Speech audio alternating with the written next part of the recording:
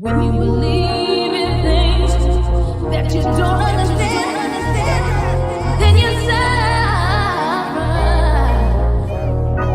Superstition ain't the way.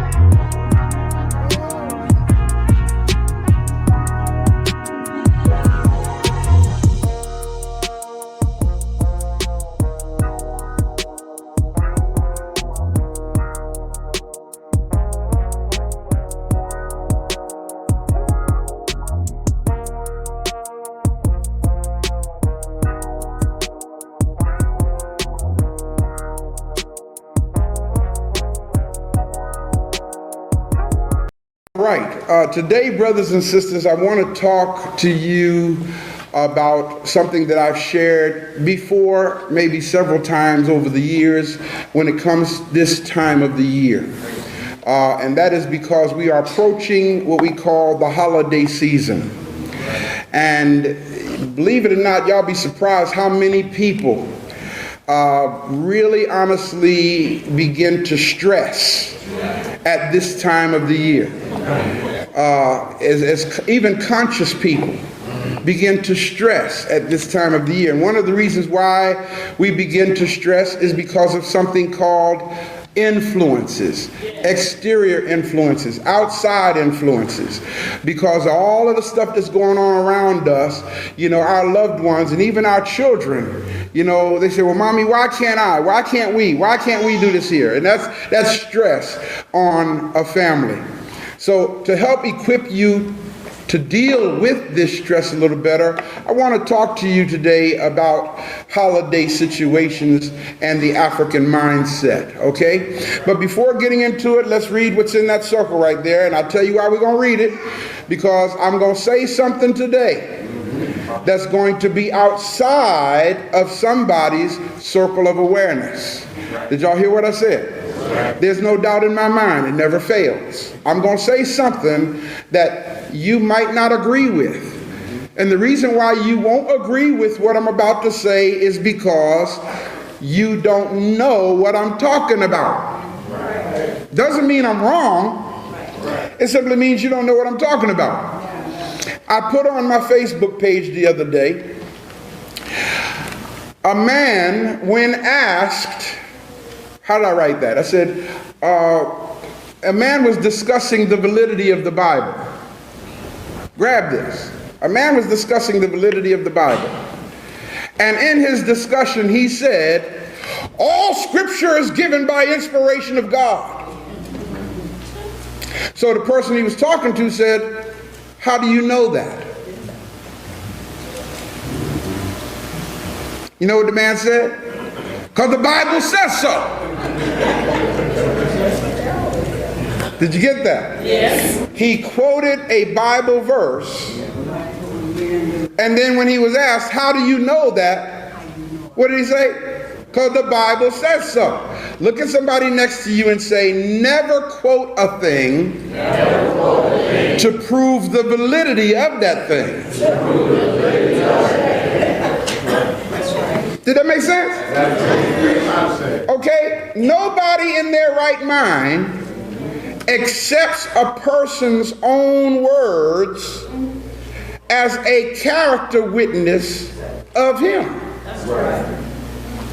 When you go to a job and fill out a job application and it says character references. Why do you think they ask for character references? To attest to your character. So if your own words could prove that you are who you say you are, then they don't need character references. So that's the principle of establishing validity for a thing. Do y'all follow what I'm saying? Okay. So, again, what I'm going to say today, I'm sure it's going to be outside of somebody's circumference of awareness. Don't insult your own intelligence by saying I'm wrong without at least going to check out what I said. At least do that, right? Let's read what it says. What does it say? The space inside this circle represents my all that I think I know about whatever I think I know is depicted right here within this circle. I must keep in mind that there's more to know than what is within the circumference of my awareness. Did y'all get that? Yes. Let's say this part one more time. I want to be sure you got it. Everybody say, all that I think I know. All that I think I know. About whatever I think I know. About whatever I think I know. Now notice I didn't say all that I know. I said all that I think I know. See, because you ought to be surprised how many times I've had to go back and eat words because I spoke thinking I knew what I was talking about. See, that's why I put that there. Why do I stand and lecture? Why do I stand and talk? Let's read. What does it say? The aim of this lecture is to do what? Is to begin the process of undoing or reversing ideas and concepts that have been programmed into the minds of our people by what? Religious. By what? Religious statements and church doctrines that have caused us to adopt a belief system. What kind of system? A belief system that has resulted in our loss of contact with what is real, what is factual, what is historical, and what is spiritual. Now, notice I said adopt a belief system. Why do they give us a belief system? Let's deal with that before I even get into the message today. Why are we given a belief system? Look at somebody next to you and say, for the purpose of control. That's the whole purpose of a belief system, y'all. Okay? See, in other words, if I can tell you what to think, grab this now. If I can tell you what to think, then I can control you. But if I teach you how to think, I no longer have control over you, because you now can control yourself. Am I making sense? Yes. Today's message is the subliminal seduction of holiday celebrations. What kind of seduction? Let's deal with this for a moment. I hope I can get through these slides here today, okay, because the first few slides is actually a workshop in and of itself. The subliminal seduction. Now, it's bad enough to be seduced. It's just outright bad enough to be seduced, because to be seduced means that you're being manipulated into something without realizing you're being manipulated into it. That's what seduction is all about. But now when we say the subliminal seduction, that means that you are participating in your own seduction. Because you have some stuff that's in your head. You have some concepts that's in your mind that have been put there, that was put there. And usually, y'all, when these things are put in our minds, they're put in our minds before we even able to think. Did y'all hear what I said? They're put in our minds long before we even know how to read, long before we even know how to exercise critical thinking faculties, long before that even happens. It's put in our minds because we're born into it. When we came out of the womb, into a system that was designed to get our people where they are today. Brothers and sisters, you'd be surprised. It will blow your mind how many brothers I talk to and lock up. You'd be surprised how many brothers I used to see come through the doors, man, who grew up in Sunday school. Grab what I'm saying. Grew up in Sunday school. Coming through the door, chained, handcuffed to each other, but they grew up in Sunday school. Am I making sense? Yeah. All of this stuff they got in their head that was given to them, but yet all the stuff that was put in their head is not making a difference in their life. Why? Because what was put in their head, look at somebody and say, because it wasn't real. It wasn't real, man. It was a concept. It was an idea. It was somebody's doctrine. It'd be like the old Indian. Christian missionaries, of course this is an analogy, Christian missionaries go into Native Americans to all their doctrines and ideas and concepts. Indian look at them and say,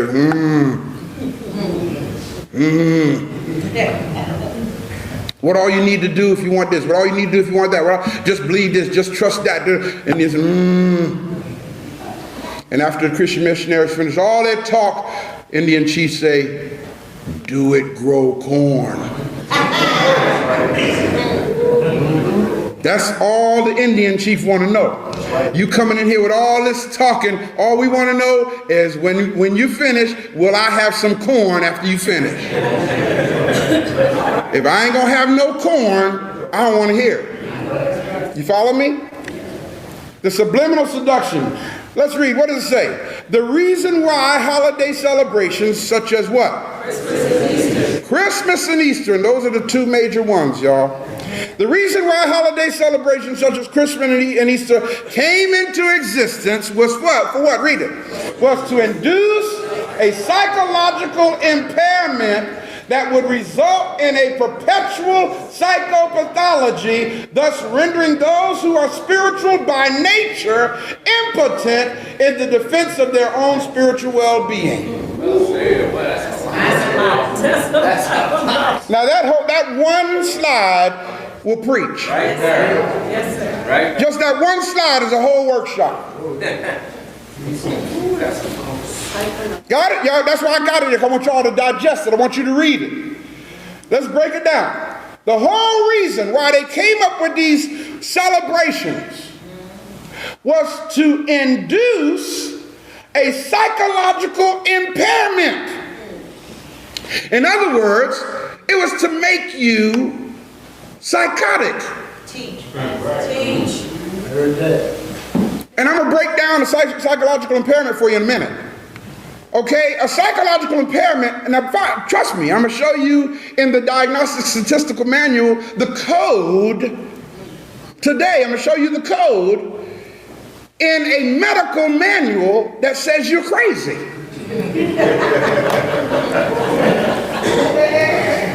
You can actually apply for disability insurance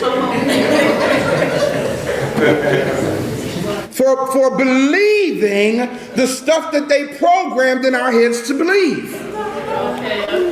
It's a psychological impairment that would result in a what kind of psychopathology? Perpetual. What does that mean? That means ongoing. In other words, once they put it in your head, and once you keep tapping into it and believing it, you will be continuously insane. As long as you believe it. But you don't know you're insane. You know why? Because you were raised with this. You grew up on it. As a result of this perpetual psychopathology, it renders those who are spiritual by nature. Now, who is that? Us, black people. Look at somebody next to you. Hold your circle up. I'm going to say something that's outside somebody's circle. Hold circle up like this. Say, and look at somebody next to you and say, he's getting ready to say something that's outside of my circle of awareness. Now here we go. While you holding this up, look at the person you just talked to and said, you don't need the Holy Ghost. You don't need the Holy Ghost. Now understand me, y'all. Follow what I'm saying. And don't take my word for what I'm saying. The phrase Holy Ghost is a New Testament concept that was created by the Roman Catholic Church.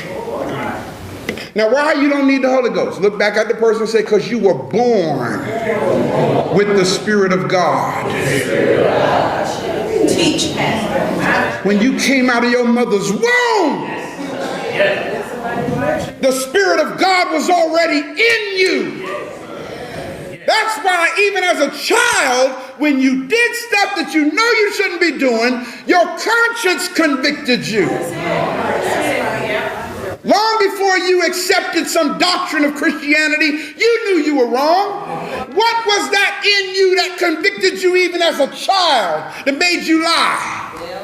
Your mama said, did you do that? No. You knew you were wrong when you did it, and then something inside you made you lie. You wasn't taught to lie. You knew you were getting ready to feel something. And you didn't want to feel that. And you did what you weren't even taught to do. It's called self-preservation. It's the first law of nature. Those who are spiritual by nature, it renders us impotent. Impotent, y'all, means powerless. It renders us powerless in defense of our own spiritual well-being. You know why you're powerless? Because you believe what's not real. Y'all all right? Yes. Gotta ask you now because it's gonna. Y'all all right? Let's go to the next slide. Fortunately, we are living in an era in which people are exercising their God-given right of the freedom to do what, y'all? Say it again. Think. The freedom to think. Everybody say think. Think. I just heard Aretha. You better think. She put it in a song. Your God-given right to think. Your God-given right to think. Now, why are you saying God-given right to think, brother? Because God designed your brain to do that. Yes. You don't have to get nobody's permission to think. That's the way God wired your brain, y'all, to think. Yes. As a result of personal literary research, non-religious based publishing entities, and teachers who are committed to the dissemination of historical facts instead of allegorical and mythical indoctrinations, people are slowly being what? Resurrected, and what else? Liberated from the comatose state of spiritual and cultural illiteracy. It's happening slowly.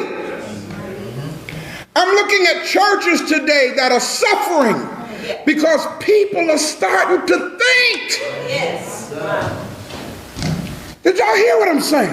Yes. People are starting to say, why? Why do we celebrate Christmas? Oh, I know.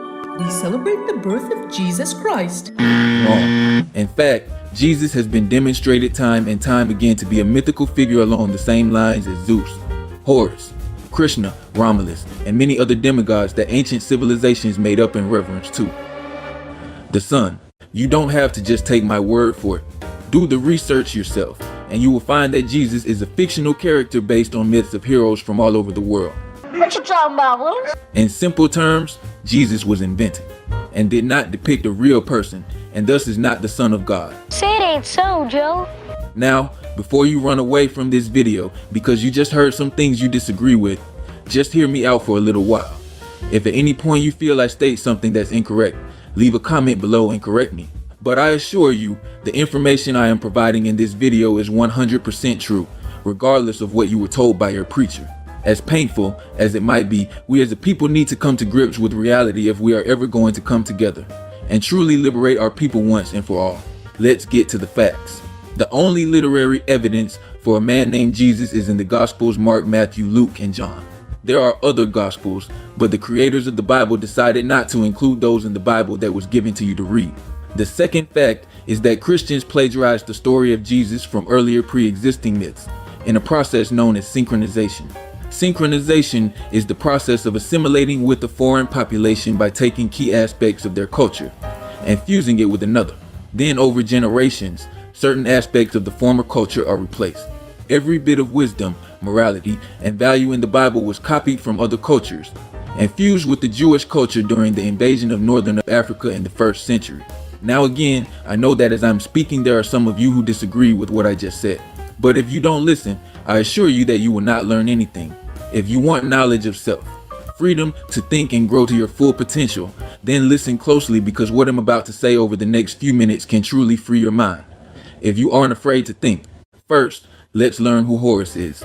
Horace was born to the goddess Isis, or Set, after she retrieved all the dismembered body parts of her murdered husband Asar, except his penis, which was thrown into the Nile and eaten by a catfish, or sometimes depicted as instead by a crab, and according to Plutarch's account used her magic powers to resurrect her husband and fashion a phallus to conceive her son.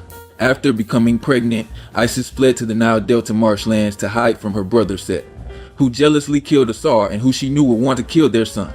There Isis bore her divine son, Horus. This African myth predates the story of Jesus by over 6,000 years. But notice the similarities. There is a miraculous birth. The mother fled her city and birthed her divine son in another city, just like Mary did with Jesus. Horus was born on December 25th.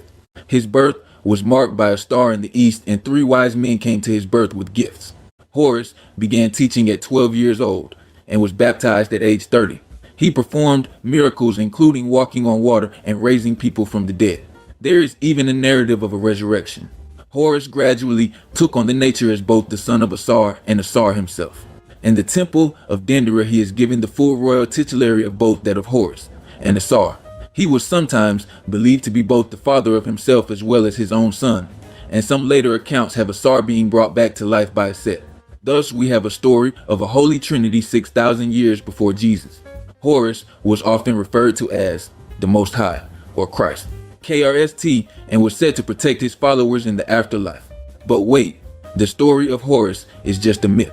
Horus is a symbol for the sky. The sun was his right eye and the moon his left, and they traversed the sky when he, as a falcon, flew across it.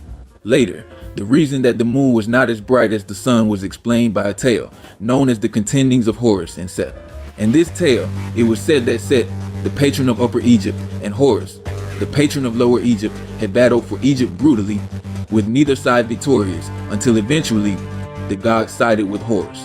As Horus was the ultimate victor, he became known as Horus the Great, but more usually translated Horus the Elder. In the struggle, Set had lost a testicle, and Horus's eye was gouged out. The Eye of Horus is an ancient Egyptian symbol of protection and royal power from deities, in this case from Horus or Ra. The symbol is seen on images of Horus' mother, Isis, and on other deities associated with her. In the Egyptian language, the word for this symbol was Wadjet. It was the eye of one of the earliest of Egyptian deities, Wadjet, who later became associated with Bastet, and Hathor as well. Wadjet was a solar deity, and this symbol began as her all-seeing eye. In early artwork, Hathor is also depicted with this eye. Now let's talk about Krishna.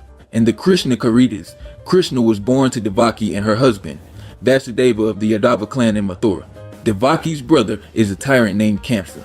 At Devaki's wedding, according to Puranic legends, Kamsa is told by fortune tellers that a child of Devaki would kill him. Sometimes, it is depicted as an Akashwani made an announcement about Kamsa's death. Kamsa arranges to kill all of Devaki's children. When Krishna is born, Vasudeva secretly carries the infant Krishna away across the Yamuna and exchanges him. When Kamsa tries to kill the newborn, the exchanged baby appears as the Hindu goddess Yogmaya, warning him that his death has arrived in his kingdom, and then disappears. Notice the similarities between Jesus and Krishna. Both were miraculously conceived. Both had royal genealogies. Both were threatened with death by a wicked ruler. Krishna and Christ were human incarnations of a triune God. Both were tempted by demons. Both worked miracles. Both transfigured themselves, and both predicted their own deaths. Now let's go to Romulus, the Roman sun god. From 771 BC, Romulus, according to legend, founded the city of Rome on the 21st of April. Easter commemorates the crucifixion of Jesus, and when he rose from the tomb. Romulus was born of a virgin, Rhea, who had been miraculously impregnated by the god Mars.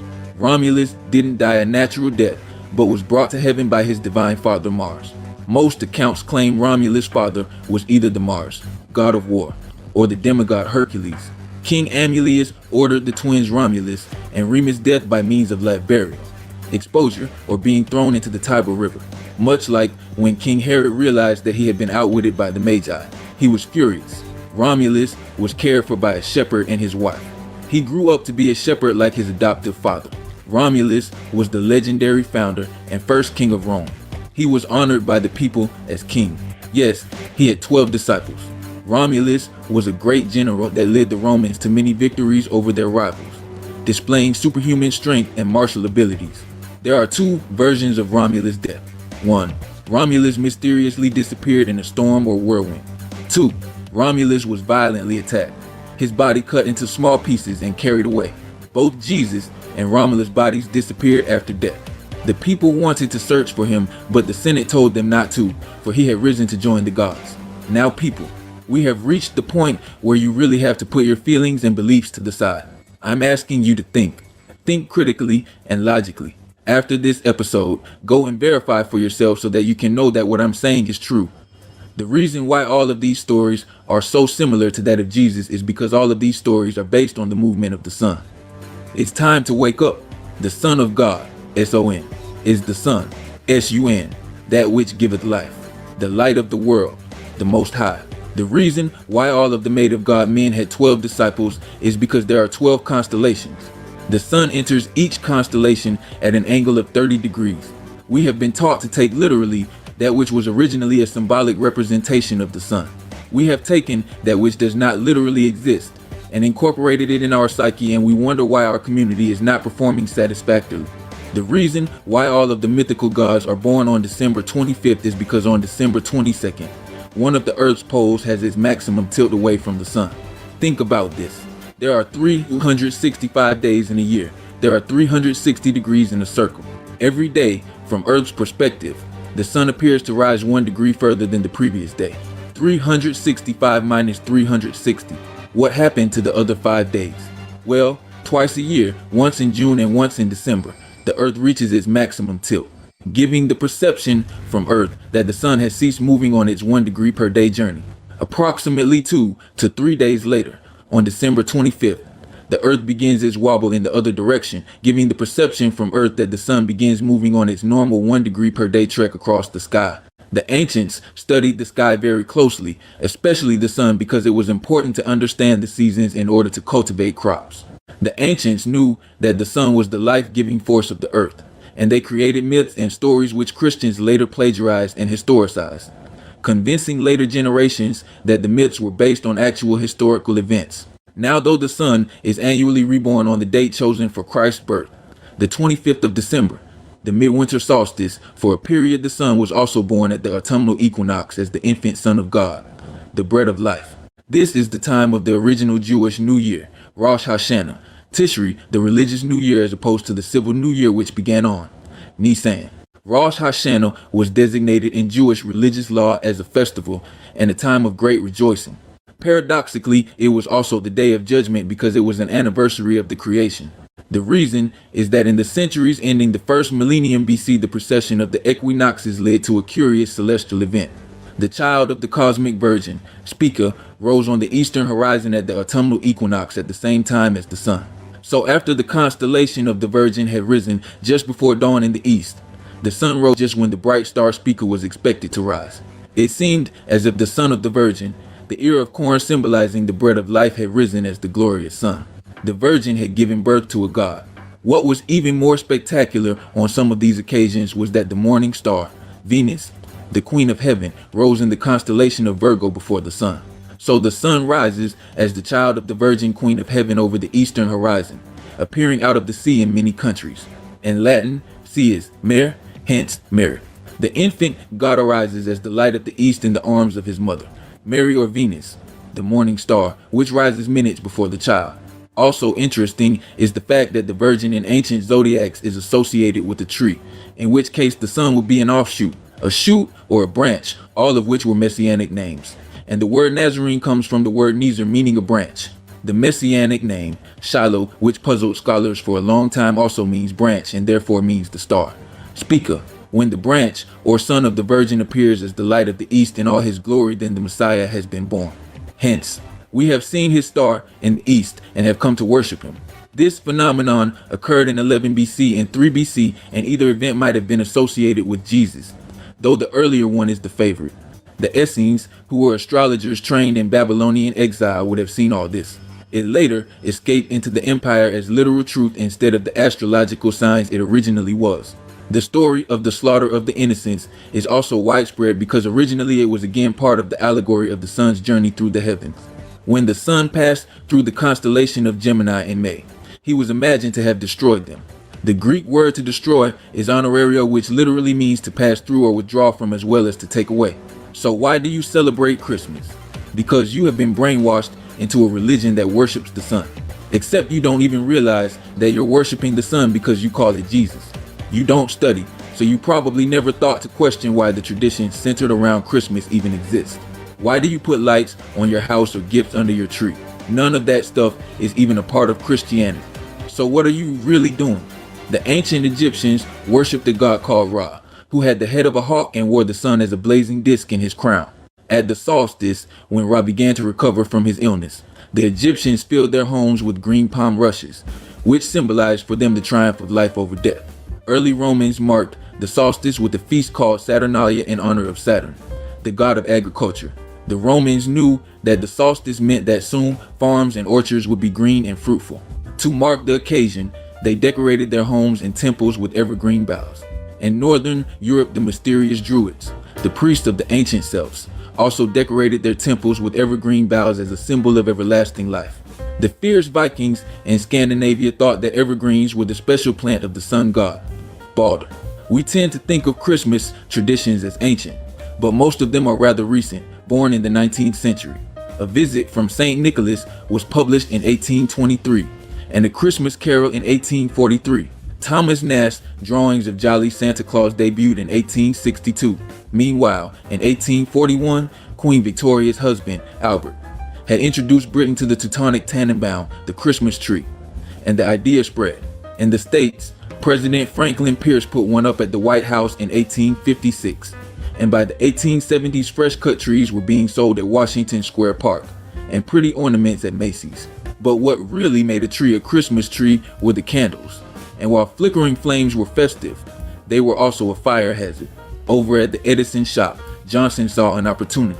Setting up a tree by the street side window of his parlor, Johnson hand-wired 80 red, white, and blue light bulbs and strung them together around it, and placed the trunk on a revolving pedestal, all powered by a generator. Then he called a reporter. At the rear of the beautiful parlors was a large Christmas tree presenting a most picturesque and uncanny aspect, wrote W.A. Crawford, a veteran writer for the Detroit Post and Tribune. It was brilliantly lighted with 80 lights and all encased in these dainty glass eggs, and about equally divided between white, red, and blue. One can hardly imagine anything prettier. The lights drew a crowd as passers-by stopped to peer at the glowing marvel. Johnson turned his stunt into a tradition. He also pioneered the practice of doing more each year. An 1884 New York Times article counted 120 bulbs on his dazzling tree. So basically, Christmas lights are just a way for people to make money selling otherwise useless decoration. Gift giving is a tradition passed down to us by the invaders of our ancestors, and Jesus never even existed. So why do we celebrate Christmas? Folks, it's time to let go of our oppressors' religion, our oppressors' culture, and Sankofa, return to our natural way of life. You can never truly have freedom if you don't first gain knowledge of self.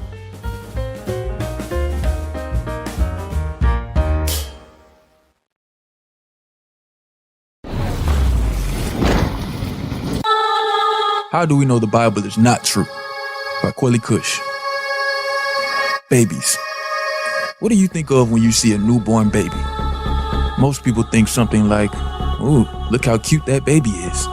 It's so precious. But that's not what Christianity teaches. Christianity teaches that all humans are born sinful and deserving of God's judgment, and that no amount of good works could ever remove our guilt. So if God suffered the punishment for our sins, that means we're off the hook, right? Not so fast. You see, there is a stipulation. God will only forgive you if you believe that he did that. That's right. According to Christianity, you are doomed unless you believe that the almighty, all-knowing, all-powerful creator of the universe made the world and everything in it, then created two people, one of which ate a magical fruit that gave her knowledge of good and evil, and because she gained the knowledge of good and evil, her descendants were then doomed until God makes himself into a man, comes down to earth, gets himself murdered, comes back to life, all to atone for the woman eating the magical fruit. We talk about fear-based marketing. I mean, this is fear-based marketing 101. According to Christianity, heaven is full of sinners who believe in God, and hell is full of righteous people who don't believe in God. Thankfully, we know that none of this is true. You don't have to be afraid of going to hell for not believing in the Bible or believing in God. So, how do we know that the Bible is not true? Let's get started. First, I would like to remind you of a little thing called confirmation bias. Confirmation bias is a type of cognitive bias that involves favoring information that confirms our previously existing beliefs. This is often done unintentionally, but as researchers, it is our responsibility to make sure that we reduce our own confirmation bias. This can be done by seeking information from a range of sources, preferably sources that disagree with one another, using techniques to consider situations from multiple perspectives and discussing these perspectives with others. Which brings me to the first source we will use for the purpose of this episode, AnswersInGenesis.org, a Christian website which details why the Bible is true. According to AnswersInGenesis.org, the Bible includes major moral failings of its heroes, yet most other religious writings tend to whitewash the flaws of their heroes. So right off the bat, we have a problem. The Bible is guilty of whitewashing moral failings of its heroes as well, especially those of Jesus. For example, there are many stories about Jesus as a child which have been omitted from the Bible, one of which Jesus actually kills another kid. But they took this out of the Bible in an effort to make Jesus seem more real. How would removing the story of Jesus killing another kid make Jesus seem more real? Well, because there are other older stories where mythical figures also have done the same thing when they were children. So if Jesus does the same thing as these other mythical figures, he looks more mythical rather than as a real person. So the compilers of the Bible simply omitted these books. AnswersInGenesis.org goes on to say that the Bible accurately reveals historical people and places. Does this mean that the Bible is true? Well, not necessarily, because there is a genre called historical fiction, which is a fictional account that takes place in the actual past. The best example is Abraham Lincoln Vampire Slayer. You remember that movie, right? Where Abraham Lincoln goes around killing vampires and is really bloody and gory. Well, Abraham Lincoln is a real person who was the president during the Civil War, but he wasn't a damn vampire slayer. The story is fiction. So while the Bible may include people that actually existed, such as King David or Pontius Pilate, we don't necessarily know if the things that were attributed to these people were actually historical events. We need extra biblical evidence in order to conclude that. Evidence that we simply don't have. Strike two for the Christians. The Christian website goes on to talk about an archaeologist, Dr. William F. Albright, who asserted the accuracy of the Bible's history. Quote, "Thanks to modern research, we now recognize in its substantial historicity the narratives of the patriarchs of Moses and Exodus and the conquest of Canaan, of the judges, the monarchy, exile, and restoration have all been confirmed and illustrated to an extent that I should have thought impossible 40 years ago." End quote.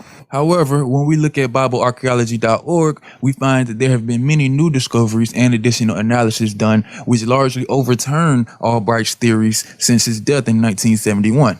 Although many people, including Kenneth Kitchen, has made a determined effort to keep the theory alive, there is no valid evidence, biblical or extra-biblical, to sustain it. Even the biblical account clearly dates the Exodus conquest in the 15th century BC and not the 13th century as Albright suggested. On top of that, the majority of Palestinian archaeologists have rejected the concept of an Exodus conquest altogether in favor of other hypotheses for the origin of Israel. The most popular theory today is that Israel did not originate outside of Canaan, but rather arose from the indigenous population in the 12th century BC. But that's all Old Testament stuff. What about the New Testament? It's more recent, so there's got to be more evidence for the stories in the New Testament, right? And it turns out there actually is. For example, in the book of Luke, the proper location of Apollonia, where travelers would spend successive nights, is mentioned. The presence of a synagogue in Thessalonica, the proper title politarchs used for the magistrates there. The correct implication that sea travel was the most convenient way of reaching Athens, which favored the east winds of summer sailing. They mentioned the abundance of the presence of images in Athens, the reference to a synagogue in Athens. They detail a fairly accurate reaction of Greek philosophers who denied bodily resurrection. And they even used the proper title for members of the court, Areopagites. However, everything I just listed can be found in the same chapter. So this doesn't lend credence to the historicity of the entire Bible. Rather, it only proves that the author of Luke had some intimate knowledge of the people and the places he was writing about. Remember what we said about historical fiction and Abraham Lincoln not being a real vampire slayer? Well, this could be true for the book of Luke as well. Furthermore, none of these things touches on the real meat of the Bible, i.e. Jesus and the virgin birth and the resurrection. That's what we care about. Is that true? Luke doesn't talk about that in any of these accounts. So the fact that some things are accurate is utterly trivial in the sense of proving that the Bible is true, at least the parts that we care about. Think about our example of Abraham Lincoln. If I told you that Abraham Lincoln was a vampire slayer and you said you didn't believe me, and then I showed you a movie that had all of the correct names and places, does that prove that Abraham Lincoln was a vampire slayer? No, and the book of Luke doesn't prove that Jesus resurrected or was born of a virgin. AnswersInGenesis.org goes on to say that the crucifixion of Jesus under Pontius Pilate has been proven through the writings of Tacitus. This is simply not true because Tacitus is not a contemporary of Jesus, meaning he was writing about 70 years after Jesus would have been crucified if he actually was. So this guy wasn't even born yet when this happened, so he didn't know if this event actually took place. At best, he was retelling a story. But it turns out that Tacitus was actually a Roman senator. So if anybody was going to lie about Jesus being crucified, it would be somebody like Tacitus. I mean, think about it. It's not like they invented writing in the 2nd century. They had writing before Jesus was born. So you mean to tell me this guy lived this life and nobody wrote about him or him getting crucified and coming back from the dead until the next century? That's crazy. That would be like 9/11 happening and nobody writes about it or talks about it until 70 years later. Major events get talked about more than mundane events. So something major like a Masonic figure rising from the dead or being crucified, that would be noteworthy. But we have precisely 0 contemporary writings for the life of Jesus or the death and crucifixion of Jesus. And that would be strike 4 for the Christians. Well, y'all struck out a long time ago, but we're going to keep going. So how do we know that the Bible is not true? Well, in the book of Isaiah, God presents a challenge to all of the other religions in the world.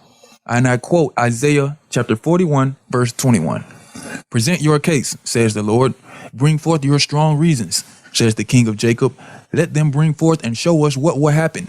Let them show the former things what they were, that we may consider them and know the latter end of them, or declare to us things to come.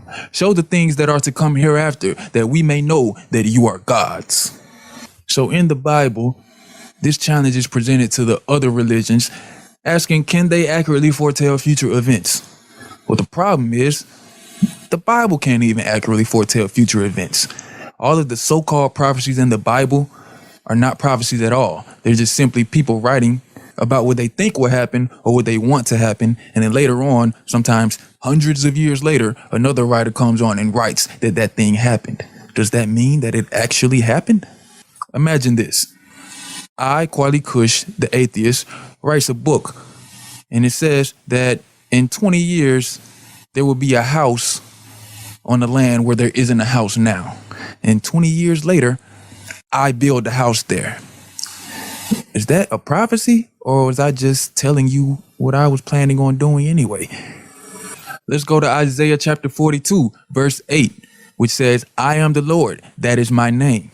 And my glory I will not give to another, nor my praise to carved images. Behold, the former things have come to pass, and new things I declare before they spring forth, I tell you of them."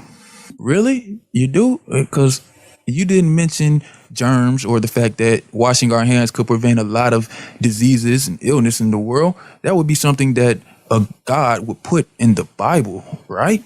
I mean, think of all the sicknesses and deaths that could have been prevented by simply telling people that germs exist and you should wash your hands. Well, this isn't mentioned in the Bible because clearly the Bible wasn't written by an all-knowing God, and the people who wrote it can't tell the future. I hear arguments of prophecies from Christians all the time, so if you believe that there are prophecies that have been fulfilled in the Bible, please call in. Now is your time to prove to me, and you might just convert me to an atheist, because if you can prove to me that there are some prophecies that have actually been fulfilled in the Bible, I would take that into serious consideration. on my position. So please call in and tell us what these prophecies are and how they have been fulfilled. I dare you. Now, let's talk about camels. Why?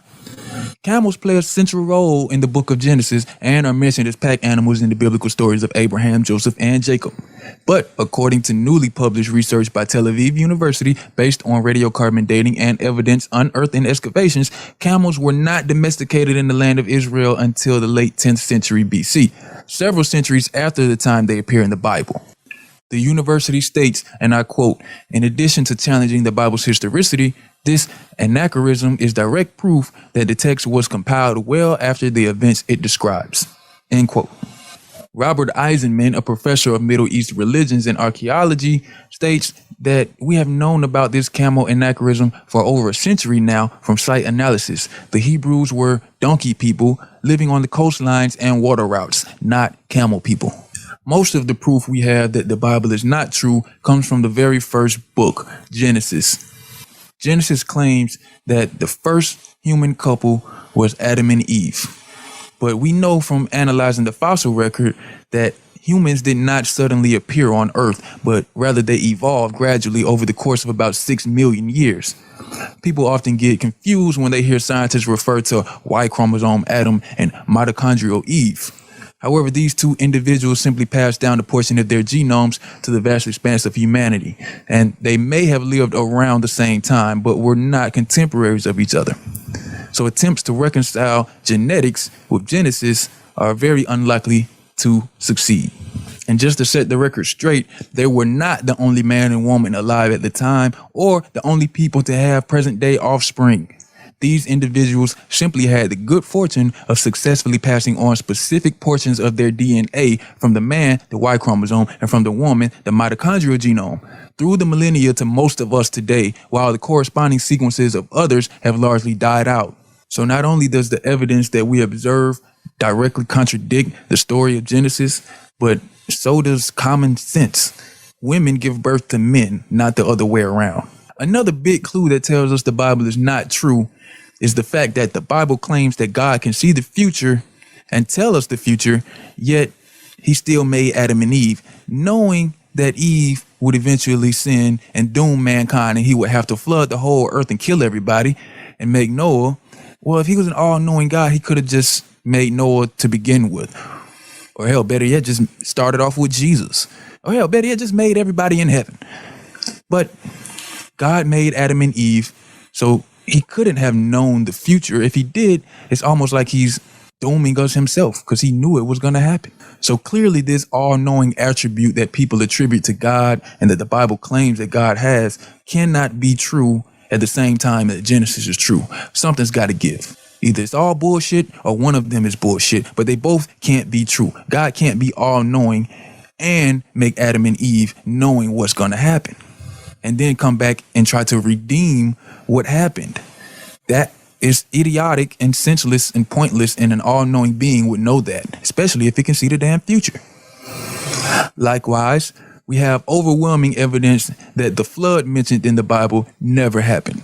There have been hundreds of archaeological excavations that have attempted to find evidence of an apocalyptic flood such as is described in both the Bible and the Epic of Gilgamesh, but precisely zero have succeeded. There is no trace anywhere on the planet of a devastating global flood.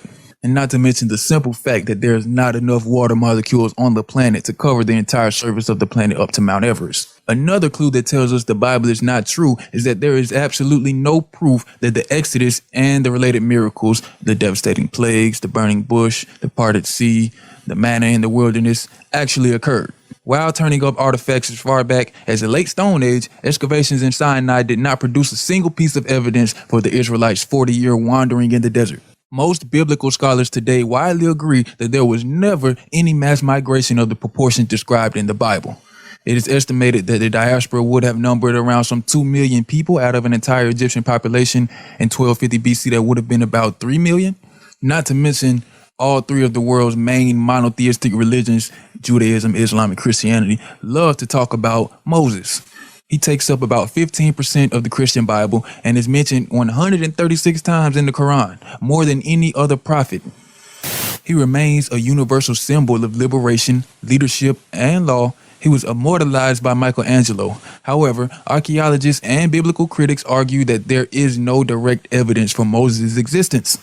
And much like many other parts of the Bible, details about Moses' life, such as him floating as a baby in a basket in the Nile, appear to originate from earlier legends. So what have we learned? Through the fossil record, we know that Adam and Eve never existed, and we just learned that Moses never existed. But let's talk about somebody who actually did exist.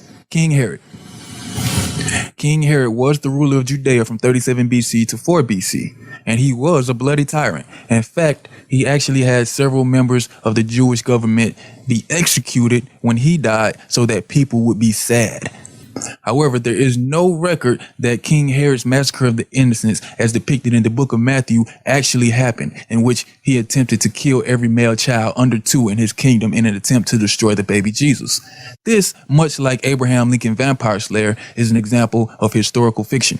People often mistake King Herod for being a Jewish king, when in fact, he wasn't a Jewish king. He was just the king of the Jews. He was actually polytheistic, and he believed in a lot of different religions and would have different shrines built for different religious groups, in which he wanted to endear himself to all over the Roman Mediterranean.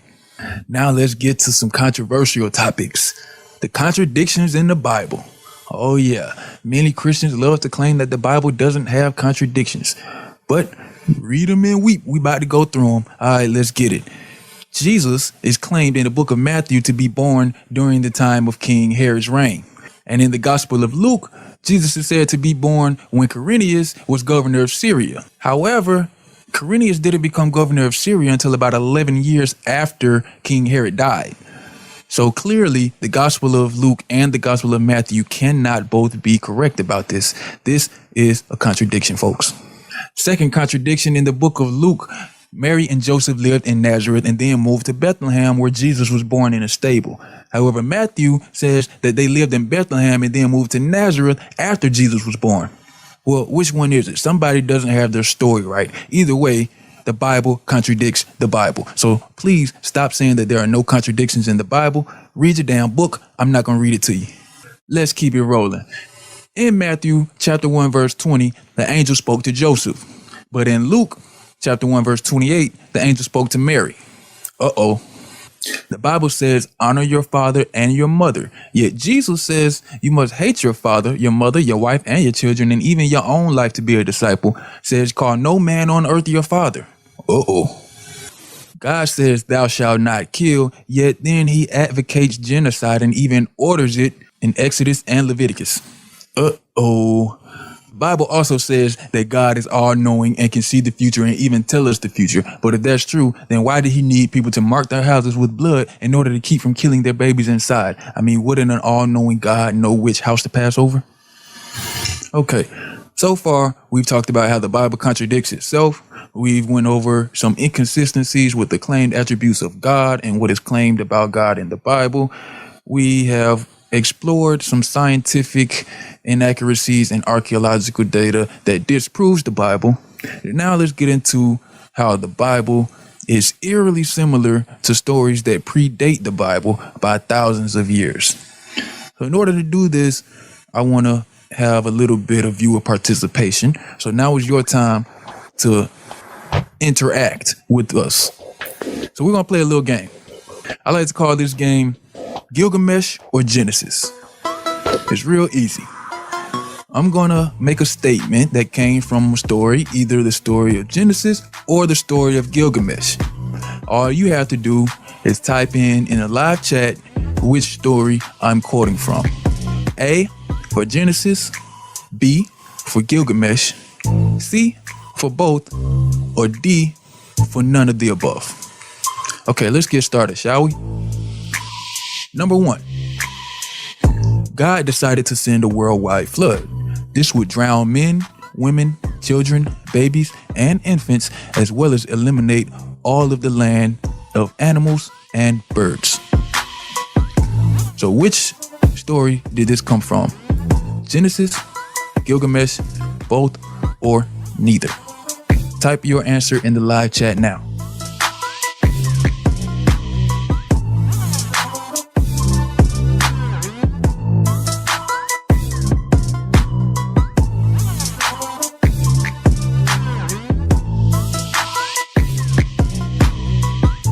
If you said A, you're correct. If you said B or C, you're also correct, because the story happened in both Genesis and Gilgamesh. There was a worldwide flood that drowned everybody, eliminating all the animals and birds on the land. Number 2, God knew of one righteous man. What story did this come from? Genesis or Gilgamesh? A for Genesis, B for Gilgamesh, C for both, or D for none of the above? Type your answer in the live chat now.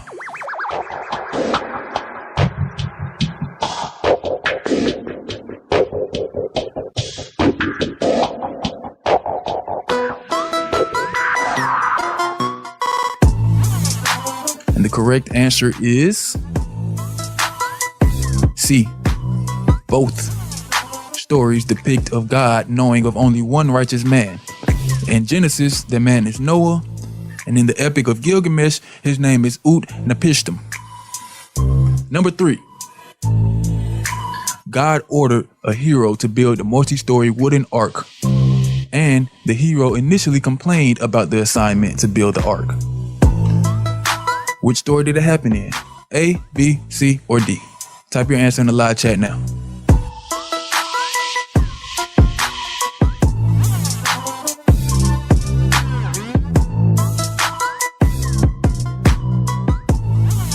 So I see some of y'all had caught on. The correct answer is C, both. Now keep in mind that while playing this game, the Epic of Gilgamesh is an epic poem from Mesopotamia that predates the Bible by about 2,000 years.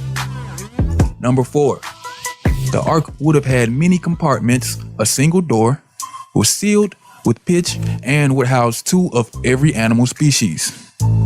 What story is this from? Genesis, Gilgamesh, both, or neither?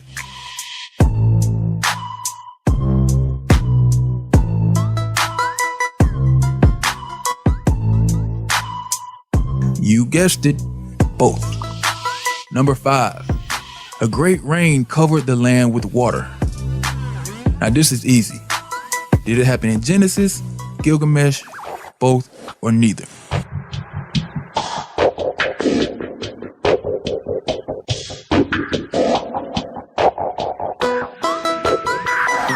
That's right. In both stories, a great rain covered the land with water. Now, number 6, the ark landed on the mountain in the Middle East. So which story was this? Which story did the ark land in the Middle East? Genesis or Gilgamesh? Or was it both? Or neither? Maybe it's a trick question. Type your answer in the live chat now.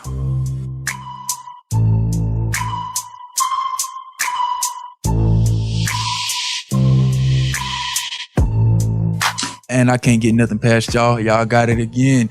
C, both. Number 7, the first 2 birds returned to the ark. The third bird apparently found dry land because it did not return.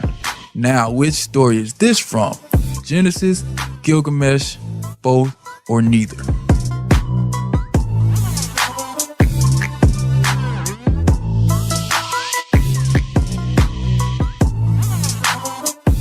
See, I tried to trip you up that time, but the answer is both. C.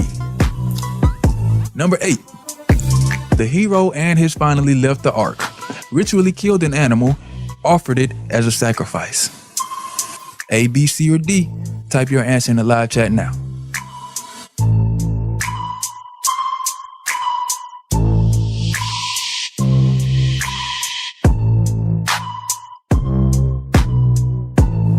And yes, this did happen in both the Epic of Gilgamesh and the story of Genesis. The answer is C. Now, I know some of y'all gonna get this one wrong.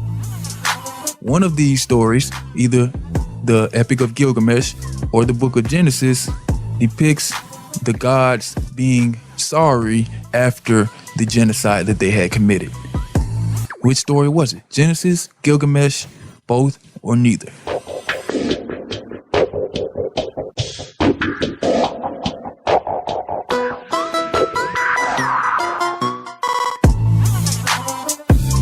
Lo and behold, the answer is C. Both. The Babylonian gods did seem genuinely sorry in the Epic of Gilgamesh for the genocide, and the god in the Bible apparently was sorry because he promised never to do it again.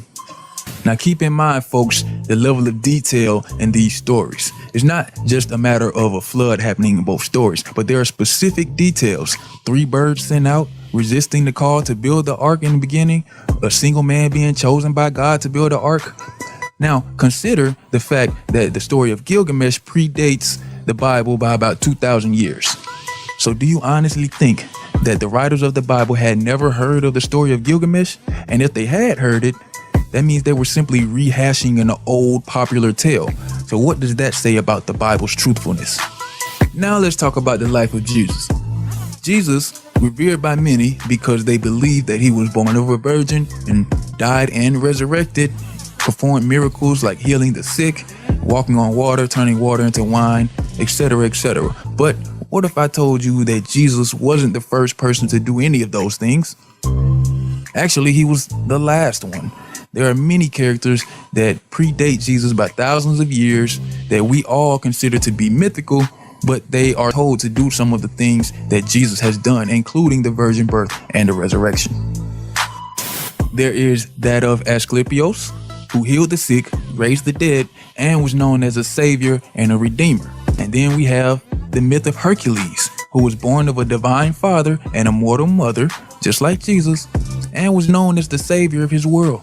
And we have that of Dionysus, who was thought to literally be the son of God, born from a woman who had not had sex with a man, and was depicted riding a donkey.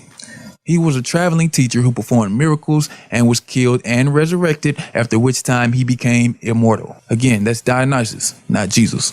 Then we have that of Osiris, who did all of those things and was born of a virgin, was considered the first true king of the people, and when he died, he rose from the grave and went to heaven. Osiris' son, Horace, was known as the light of the world, the good shepherd, and the lamb. He was also referred to as the way, the truth, and the life. His symbol was a cross-like symbol. And there's that of Mithra, whose birthday was celebrated, guess when? On December 25th, his birth was witnessed by local shepherds who brought him gifts. He had 12 disciples, and when he was done on earth, he had a final meal before going up to heaven. Sound familiar?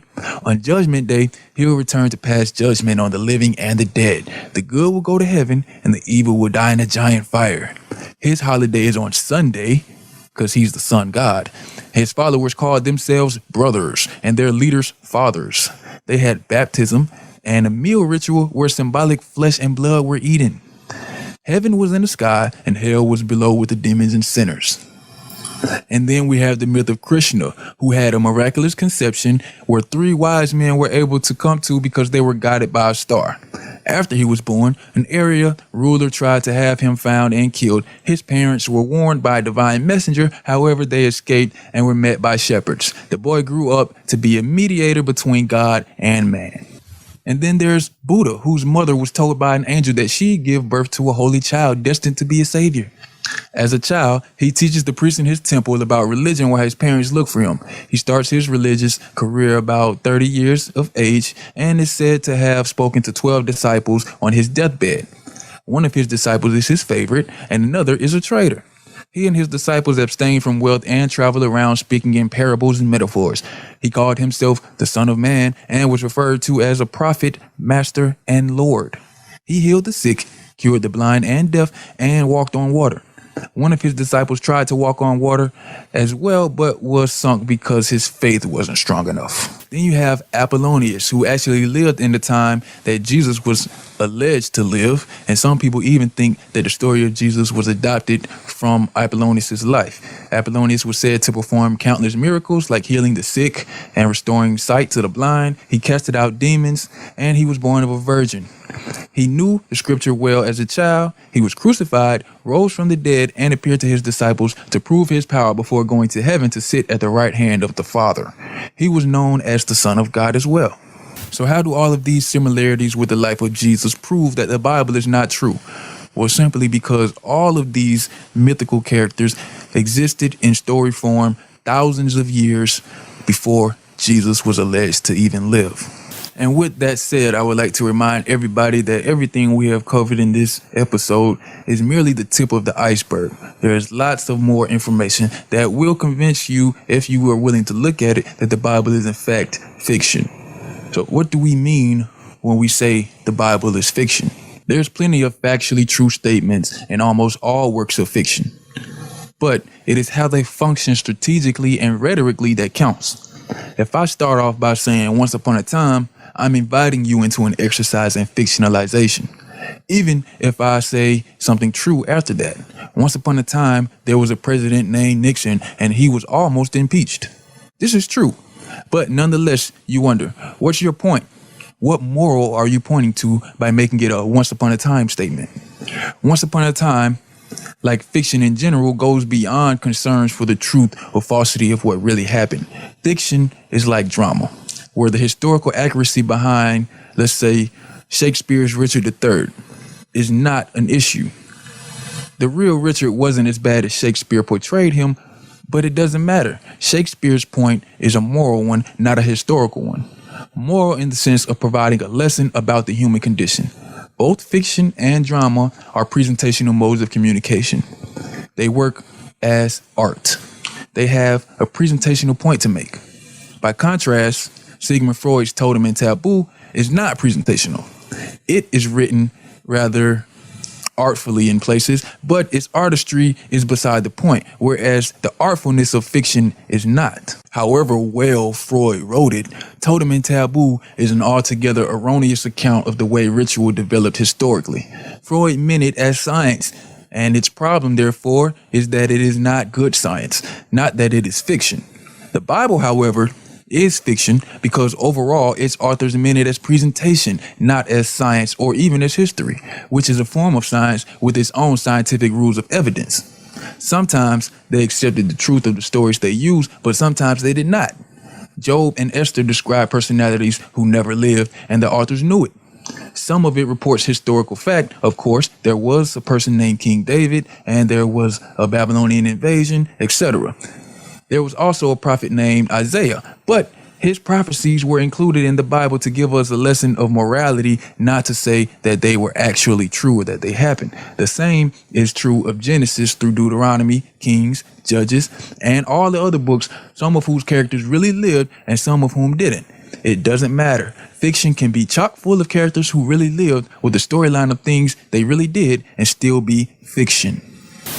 So I want to thank y'all for watching and participating with me tonight. At this point in time, we're going to open up the phone lines for discussion. If you want to add your 2 cents to what I said, or if you disagree with something I said, or if you have any questions, now is the time to call in and ask your question or state your comment. The link is in the live chat and also in the description below, and you can see the phone number right there on the bottom of the screen. Now, when you call in, people, first of all, this is going to be a respectful dialogue between the host and the viewers. We don't tolerate disrespect. We don't disrespect you. You don't disrespect us. Cool? Got it. And when you call in, I want to know the answer to some questions. So if you can answer any of these questions, please, now's the time to call in and do so. I want to know, how is Jesus' crucifixion a sacrifice if he rose from the dead? I mean, when you sacrifice something, it's gone. But Jesus rose from the dead 3 days later. So was it really a sacrifice, or was it a bad weekend? I mean, if he was immortal in the beginning of time and he's immortal today, where's the sacrifice? I also want to know that if Jesus' death was supposed to be the sacrifice for our sins, then how come we still have to accept him as our savior to avoid an eternity in hell? What did his death really accomplish? I also want to know, why does the Bible talk constantly about how to manage slaves and how to kill one's enemies, but doesn't talk about things that we think should be straightforward things we get from a Bible, like wash your hands and prevent illness and disease? Don't touch little kids in a sexual way. Like, why isn't any of that stuff in the Bible? And also, I want to know, why does the Bible mirror stories that predate the Bible by thousands of years? Why is the life of Jesus so eerily similar to other mythical figures? Is the Bible a big book of plagiarism, or is there some other explanation here? These are the things I want to know from Christians or Bible believers. Please call in now and let me know. And while y'all get y'all calls together, your phone, your computer, or whatever, get your hair together, make sure you're looking all right because you're going to be on camera. You get you a sip of water so you don't sound crazy. We're going to go to commercial break. We'll be right back after this. I absolutely love to read books, but honestly, sometimes I just don't feel like it. That's why I'm so grateful that I have a membership with Audible. Now I can have someone read books to me on demand whenever I want. Now I can listen to audiobooks while I'm exercising, cleaning the house, or visiting the royal throne. Sometimes I even like to listen to audiobooks as I fall asleep. It's actually quite relaxing. My Audible membership gives me thousands of books to choose from, which is why I'm recommending it to you.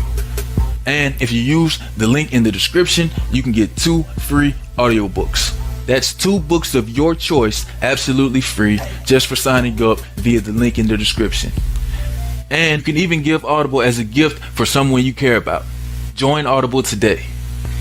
Hey, what's up? This is your boy Quali Kush. If you like the videos on this channel, then why not visit our website, QualiKush.com. We post every day with topics ranging from religion to science, critical thinking, black-owned businesses, and much, much more.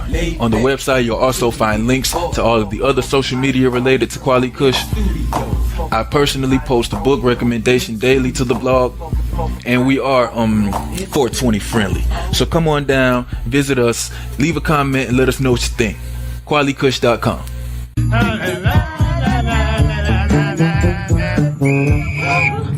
Heaven and earth, fuck that, all that shit. Y'all hoes gotta get off this corner with that. We're gonna get right back to the show, ladies and gentlemen, but first, please take a moment to hit the like button. Push the button. If it's your first time here, hit the subscribe button. Come on, push the button. Yeah, come on, push your button. If you're already subscribed, make sure you hit the little bell icon. That way you get a notification every time we post a new video. Push the goddamn button. Push the goddamn button. You heard what she said.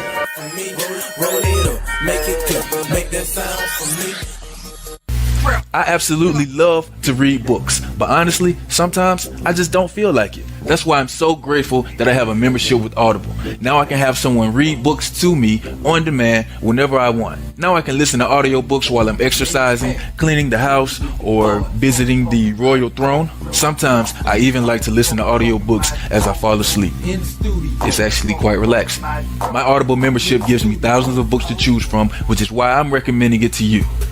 And if you use the link in the description, you can get 2 free audiobooks. That's 2 books of your choice, absolutely free, just for signing up via the link in the description. And you can even give Audible as a gift for someone you care about. Join Audible today.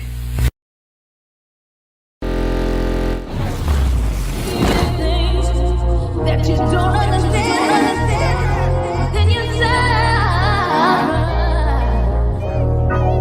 superstition ain't the way.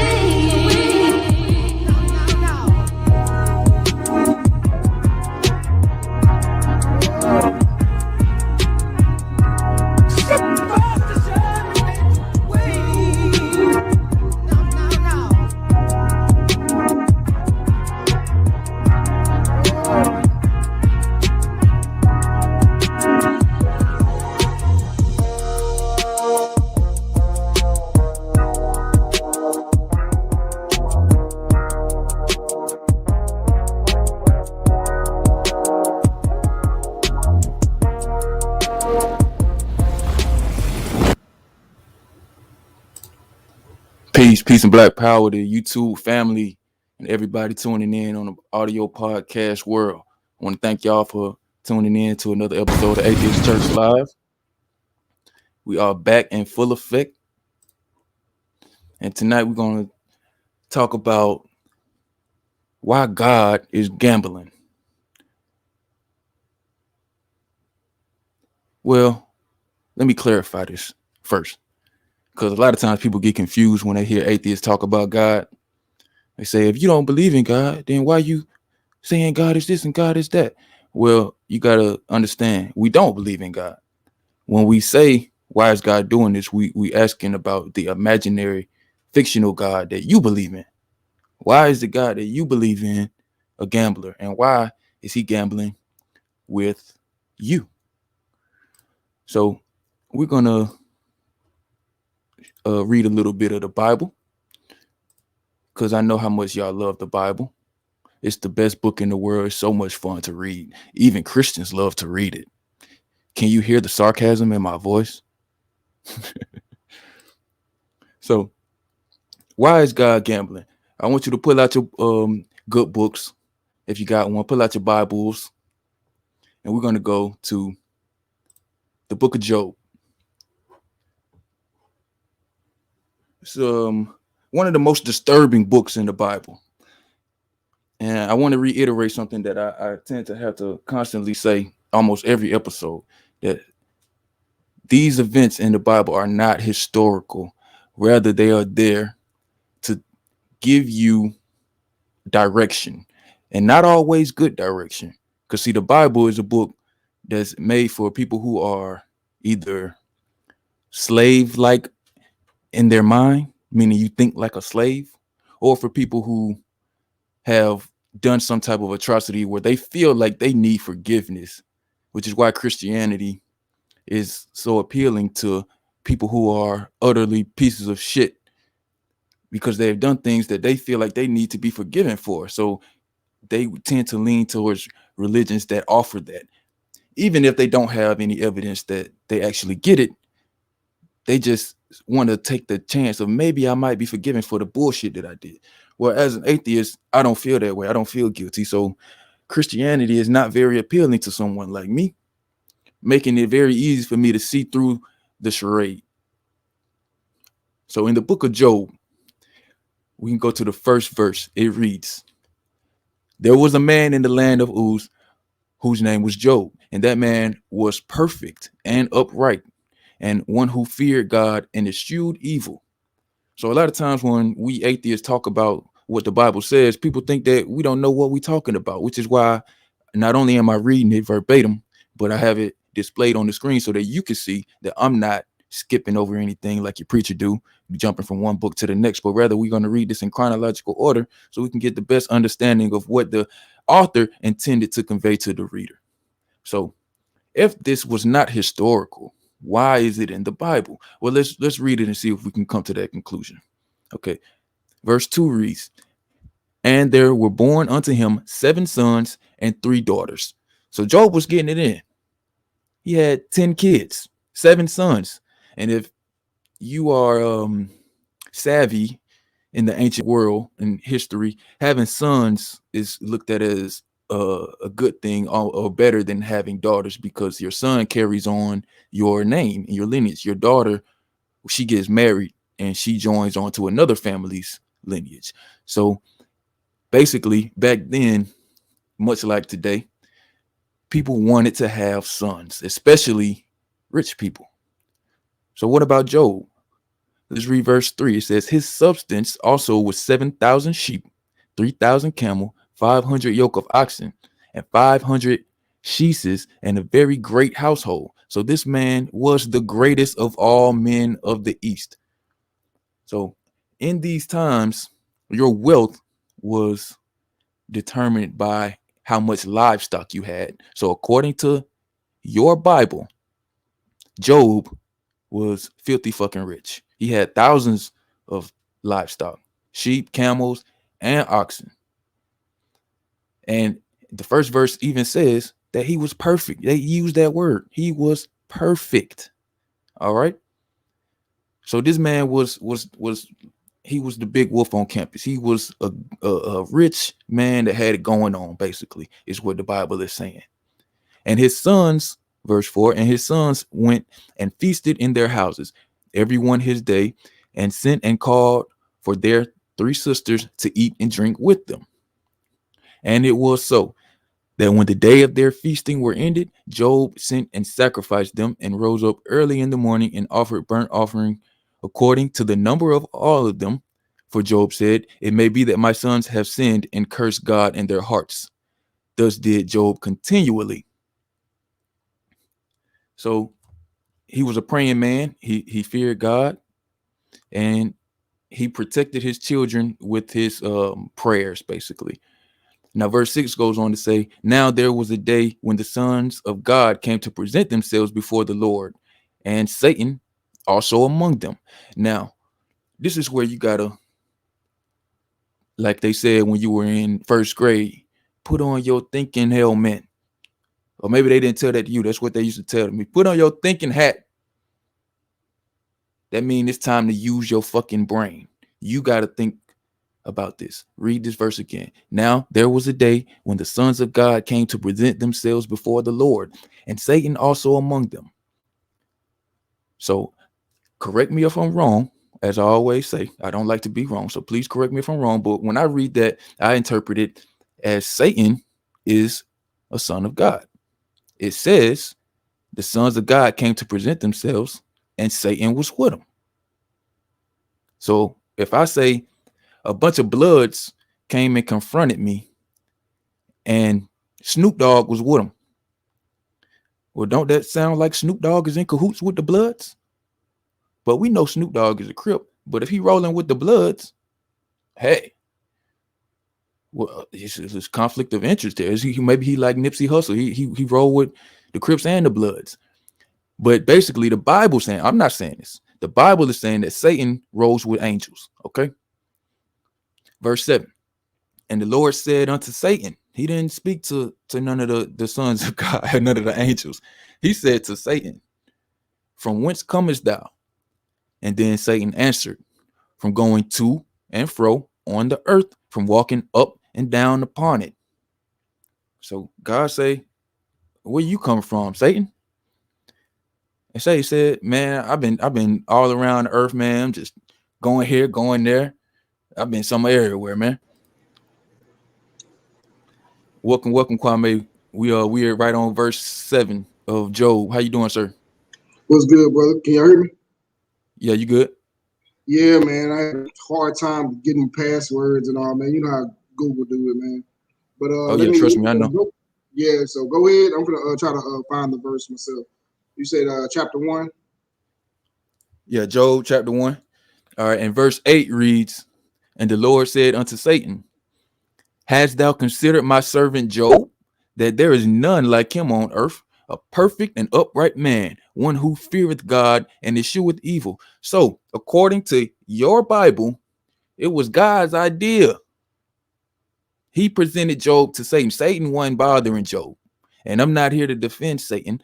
I'm just reading the book and telling you what it says. Because apparently, y'all have a hard time comprehending what you read.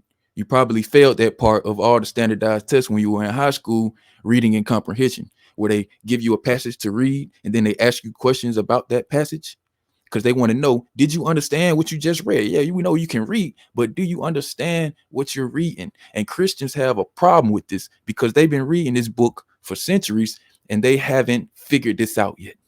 All right, so I'm gonna help y'all a little bit. The Lord said unto Satan, have you considered my servant Job? So the Lord came up with this idea. He just saw this perfect man, had it going on, loved his kids, prayed. He was perfect. In the Bible's words, he was perfect, not my words. They actually said this man was perfect. God said it again to Satan. He's perfect. Ain't nobody like him. He fears God and he hates evil. And then Satan said, do Job fear God for naught? Has not thou made a hedge about him and about his house and about all that he hath on every side? Thou hast blessed the work of his hands, and his substance hath increased in the land. But put forth thine hand now and touch all that he hath, and he will curse thee to thy face. So God presented Job to Satan, and then Satan says, yeah, he might fear you, God, but I bet if you take away all his stuff, he gonna start talking mad shit about you. He just fear you because you blessed him and you gave him all this stuff. And you know, it's kind of sad too that Satan, you know what I'm saying, calling God out on his shit. Like, yeah, nigga, you only doing this, and you know, to me, it's another way of violating free will too. You know what I'm saying? So you're doing this just to prove a point to an adversary that you created, while this man has really done nothing to deserve this shit. You know what I'm saying? And you know, God gave him all this stuff, you know what I'm saying? In hoping to get a spiritual blowjob every day from this guy. So, you know, this is why I picked this topic, because I wanted people to understand that even God has narcissism. He's very narcissistic, according to, and especially he really displays it, you know what I'm saying, towards the end, spoiler alert, you know what I'm saying? And how can you let your creation convince you into a bet? You know, go ahead though. Yeah, I agree. So then we go on to say, and there was a day when his sons and daughters were eating and drinking wine in their eldest brother's house. And there came a messenger unto Job and said, the oxen were plowing and the asses feeding beside them. Now, he's not talking about BET uncut asses. He's talking about donkeys. And the Sabians fell upon them and took them away. Yea, they have slain the servants with the edge of the sword, and I only have escaped to tell thee. So if you didn't follow what just happened, basically, Job and his daughters, they was chilling at one of their older brother's house, and one of his servants, which is another word for slave, came to him and said, hey man, somebody just killed all the oxen. Like, they was just chilling and the donkeys was eating, and then and somebody, the Sabians, came and took them away. And I barely got away, man. The tip of my tongue, man. I barely got away. I just wanted to make sure I made it here to tell you what happened. Verse 16. While he was yet speaking, there came also another, meaning another servant, and he said, the fire of God hath fallen from heaven and hath burned up the sheep and servants and consumed them, and I only have escaped alone to tell thee. So now not only did we have God presenting Job to Satan, but Satan hadn't done anything yet. So this servant said that the fire of God hath fallen from heaven and hath burned up the sheep and the servants. Now, you can interpret this one or two ways. If you are inclined to believe in fairy tales, then you might take it a little bit literally and say, the fire of God hath fallen from heaven. Or if you are more clear-minded individual, you might just say maybe some lightning struck and the tree caught on fire and the sheep burnt up, because sheep are stupid. And I'm not trying to offend anybody who may be a sheep, but sheep are one of the stupidest animals on the face of the planet. They will walk right off a cliff. They're that dumb. They're not, they don't have big brains. So they just got burnt up some kind of way. And another slave, Job's slaves came to tell them. And then we go on to verse 17. So, while he was yet speaking, there came another. So now we on the third slave with some bad news. And he says, the Chaldeans made up 3 bands, meaning 3 groups, and fell upon the camels and have carried them away, and have slain the servants with the edge of the sword, and I only have escaped alone to tell thee. So at the same time, basically, you got his sheep, his camels, and his oxen getting destroyed or stolen. This is the worst news in the 6 o'clock news, man. Shit, goddamn, 6 o'clock news. Like, goddamn, shit, man. I want to throw some helicopters seeing this shit. You know, some helicopters. You know, in the Chaldeans and all this other shit. Police got called out, man. It's like, goddamn, man. 6 o'clock news gonna be able to handle this story. They be like, damn, it's some fucked up shit. And this is just the beginning. It gets worse for Job. So we go on to verse 18. While he was yet speaking, so now we on to the fourth piece of bad news. Another came and said, thy sons and thy daughters were eating and drinking wine in their eldest brother's house, and behold, there came a great wind from the wilderness and smote the 4 corners of the house, and it fell upon the young men, and they are dead, and I only have escaped to tell thee. So now his house collapsed and killed his kids, some of them. So now Job stood up. He stood up and he says, and then Job arose and rent his mantle and shaved his head and fell down upon the ground and worshiped. So all this bad stuff happened, and Job's the first thing he did was worship God. He didn't blame God. He just worshiped God. All praise due to the Most High. That type of stuff. I know. I can just see this, Quaylen. This is the 6 o'clock news. You are watching Quaylen Kush at 6 o'clock. In today's news, we have a hurricane or a tornado that swept through a wind at Job's crib and killed all his kids. This is some fucked up shit for Job. Job, if you're out there listening, we will start a what's that thing they start for people? GoFundMe. GoFundMe. Yeah. I can just imagine if you did this actually like a news show, bro. I'm telling you, people actually believe this shit exactly. Like, dang, what the fuck this happened? When this happened? You know, so if it's on the news, it must be true. You know they gonna believe that. Exactly. So Job is on the ground. It says, I don't know how quick he did this, but I'm reading it as it's written. It says he shaved his head. Now, so I don't know what that got to do with anything, because my preacher didn't do a good job explaining that part to me. Yeah. But apparently shaving your head got something to do with worshiping God. Yeah. He a skinhead. Yeah, that's some Will Smith shit. He got so he got down, shaved his head, and started worshiping. And he said, "Naked came I out of my mother's womb, and naked shall I return thither. Ugh. The Lord gave, and the Lord had taken away. Blessed be the name of the Lord." So basically, he like Sam Walton. If y'all know who Sam Walton is, he's the guy who invented Walmart, aka fucking billionaire.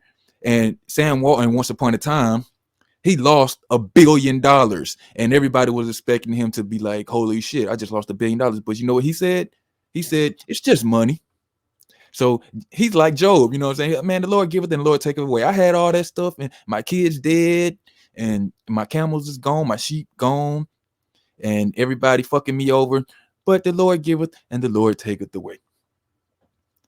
So verse 22 says, "In all this Job sinned not, nor charged God foolishly." He didn't speak he didn't speak bad about God.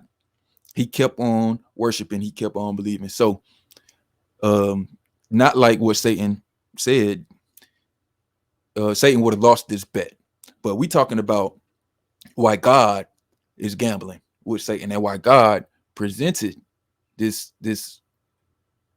game with playing with this man Job's life, even though it didn't really happen. It's just a story, but it's a fucked up story nonetheless. Much like all the stories in the Bible are pretty fucked up. But in this story, Job didn't sin yet. He didn't curse God at all. So let's keep it moving, y'all. Chapter 2. It says, "Again, there was a day when the sons of God came to present themselves before the Lord, and Satan also among them to present himself before the Lord." So once again, we got Satan hanging out with the sons of God. It's just like if you saw Snoop Dogg hanging out with a group of Bloods. You don't got to be a rocket scientist to conclude that they're friends. They're hanging out together, right? Right. Look like to me, man. Like to me.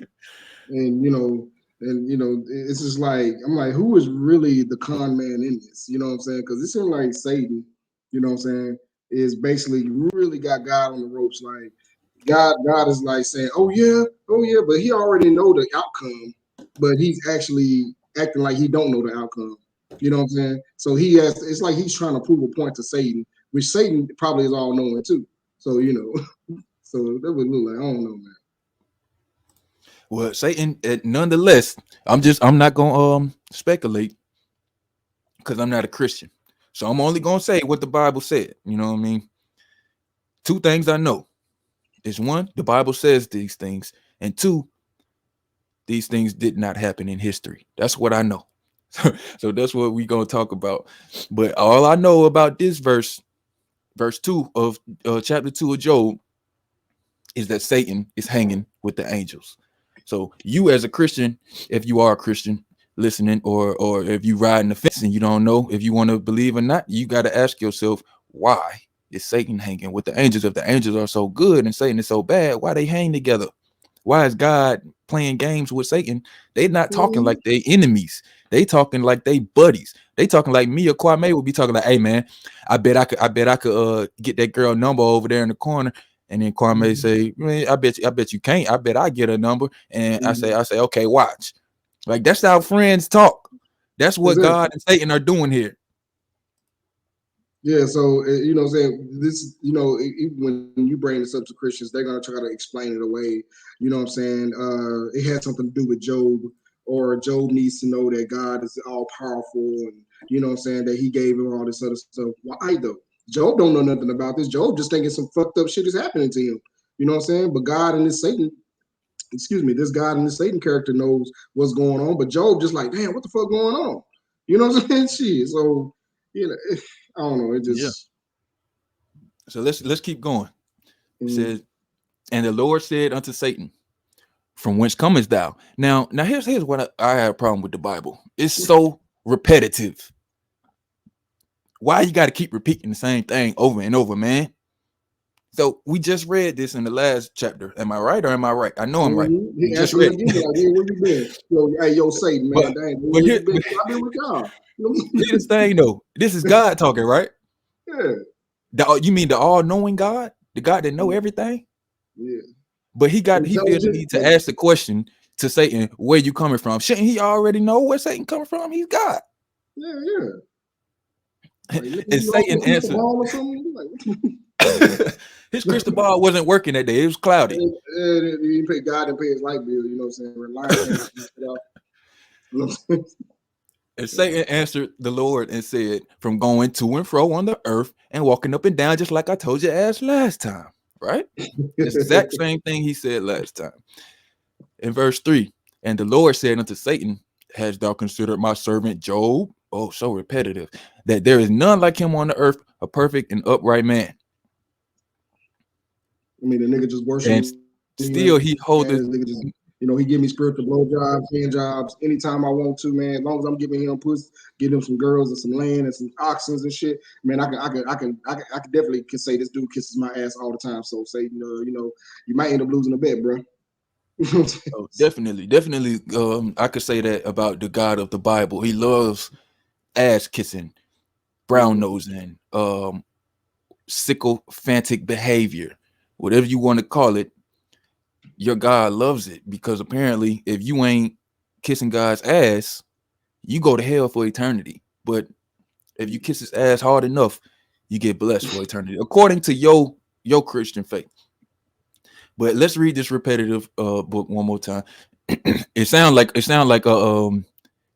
I turned the page backwards, but no, this is how the Bible is written. They just repeat stuff all the time. It says, a perfect and upright man. Perfect. I can't believe they actually used that word. They did this not to somebody who was just okay. They said this man was perfect. He didn't have no flaws. All right. He was like fucking Dwayne Johnson of the past. You know what I'm saying? He was just kicking ass and making money all over the place and fucking bitches. And then God said, you know what? I'm gonna see what Satan feels about this. I'm gonna play a game with Satan and fuck this dude's whole life up and show Satan how cool I am. Basically, you know it's what this is about. This is one thing I don't get Quayle. God kicked this nigga out the house, right? So now they Mhm. friends again. Like, why would Satan even want to go back? Like, where was Satan living? If God was in heaven and shit, God kicked the nigga out the house, and it's funny that Satan took 2/3 of his homeboy with him. You know what I'm saying? That's like on how. That's like you throwing a house party and Clum, you got to get the fuck out. And I take 2/3 of your people that was partying with you, and then you still like, what kind of God is that? You know what I'm saying? So now they hanging out. So I guess they must have, went to the bar and had a beer. You know what I'm saying? And patch things up for them to do this type of thing, which is this is very tragic and it's horrible. And Christians will look at this and say, "Oh, this is just as God exerting His will." You know what I'm saying? But It's much deeper than that. It's much deeper than that, and we're gonna prove it to them tonight. Now, keep in mind, as we read in this did not happen for real. This is a story, and I'm gonna tell you why it's in the Bible after we finish reading, because it makes perfect sense from an atheist perspective, but from a Christian perspective, you got to answer all these questions we've been asking. Why is Satan with them? Why are they acting like they friends? Why is the Bible so fucking repetitive? Why is he doing this to a man that's perfect? All these questions are up in the air if you believe it as a Christian, but if you look at it from a point of non-belief, it'll make so much sense to you. So let's keep going. It says he done all this stuff. This man feared God and he hated evil, and still he holdeth fast his integrity, although thou movest me against him to destroy him without cause. So hold on. Now we done turn God, well, no, we done expose God as a liar. A lot of y'all probably didn't catch it, but I'm gonna read it again. God just lied. He said, and still he holdeth fast his integrity, although thou movest me against him to destroy him without cause. But we just read in the first chapter, it was God's idea. Satan didn't come up with this idea. God presented Job to Satan. He said, have you considered my servant Job? You remember? It was God's idea. Satan didn't go to God and say, hey man, what's up with your boy Job? God went to Satan and said, have you considered my servant Job? Now God is saying, look what you made me do to him. But it was his idea. Remember? You know what? So now, God has multiple personalities like Nicki Minaj. I'm just saying. I mean, I think God and Satan is the same way, even though they're not real. But you know, it's like God is doing this to himself, or you know, I don't know, bro. Don't try to make too much sense out of it because it don't make sense. Yeah. But, okay, verse 4. And Satan answered the Lord and said, skin for skin, yea, all that a man hath will he give for his life. So he said, yay, like you know, West Coast Ice Cube, yay, yay. Wait a minute, skin for skin, Satan replied. He said, but put forth thine hand now and touch his bone and flesh, and he will curse thee to thy face. Okay, so now what just happened is Satan just raised the stakes of the bet. He said, okay, you did all that to his stuff. You know what I'm saying? I know that's what kind of what he bet the first time. I bet that if you messed up his stuff, he was going to turn his back on you. But, you know what I mean? He didn't. But I bet you if you fuck with him, if you touch his body, his bone, his flesh, oh, that's going to do it right there. That's going to do it right there. And the Lord said unto Satan, behold, he is in thine hand. Only spare his life. So now all of this stuff that has been done to Job so far has been done by God, according to your Bible. Not my words. This is what the Bible says. Now we at the point where he lends it to Satan. So he said, okay, I give you the floor. Now you try. You do something. You do whatever you want to him. Just don't kill him. Basically. You can do whatever you want to him. Just don't kill him. So Satan went to Suge Knight, and Suge Knight gave Satan a vial of blood with AIDS in it.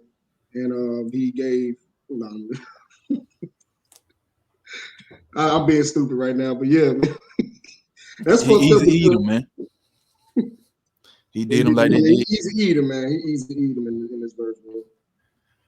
And then it says, so went Satan forth from the presence of the Lord and smote Job with sore boils from the sole of his foot unto his crown. So now back to what I was saying about reading and comprehension.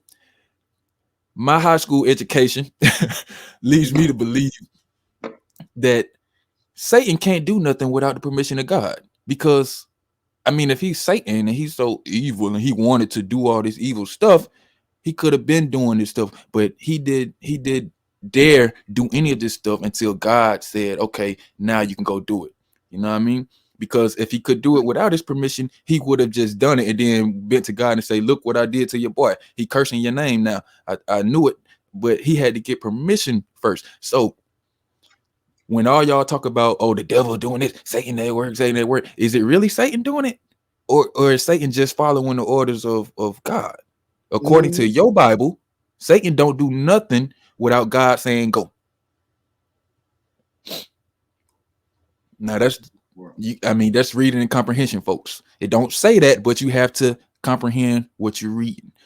And so that's like you know, when a tornado happens and somebody, you know, there's a lot of destruction around his house. But have you seen in Texas where people put a big ass sign and said, "Thank you, Lord, for not destroying my house"? Like, like I don't get that shit. Like, wait a minute, this how your neighbor just got killed and their house fucked up, but you thanking God for not putting your shit up?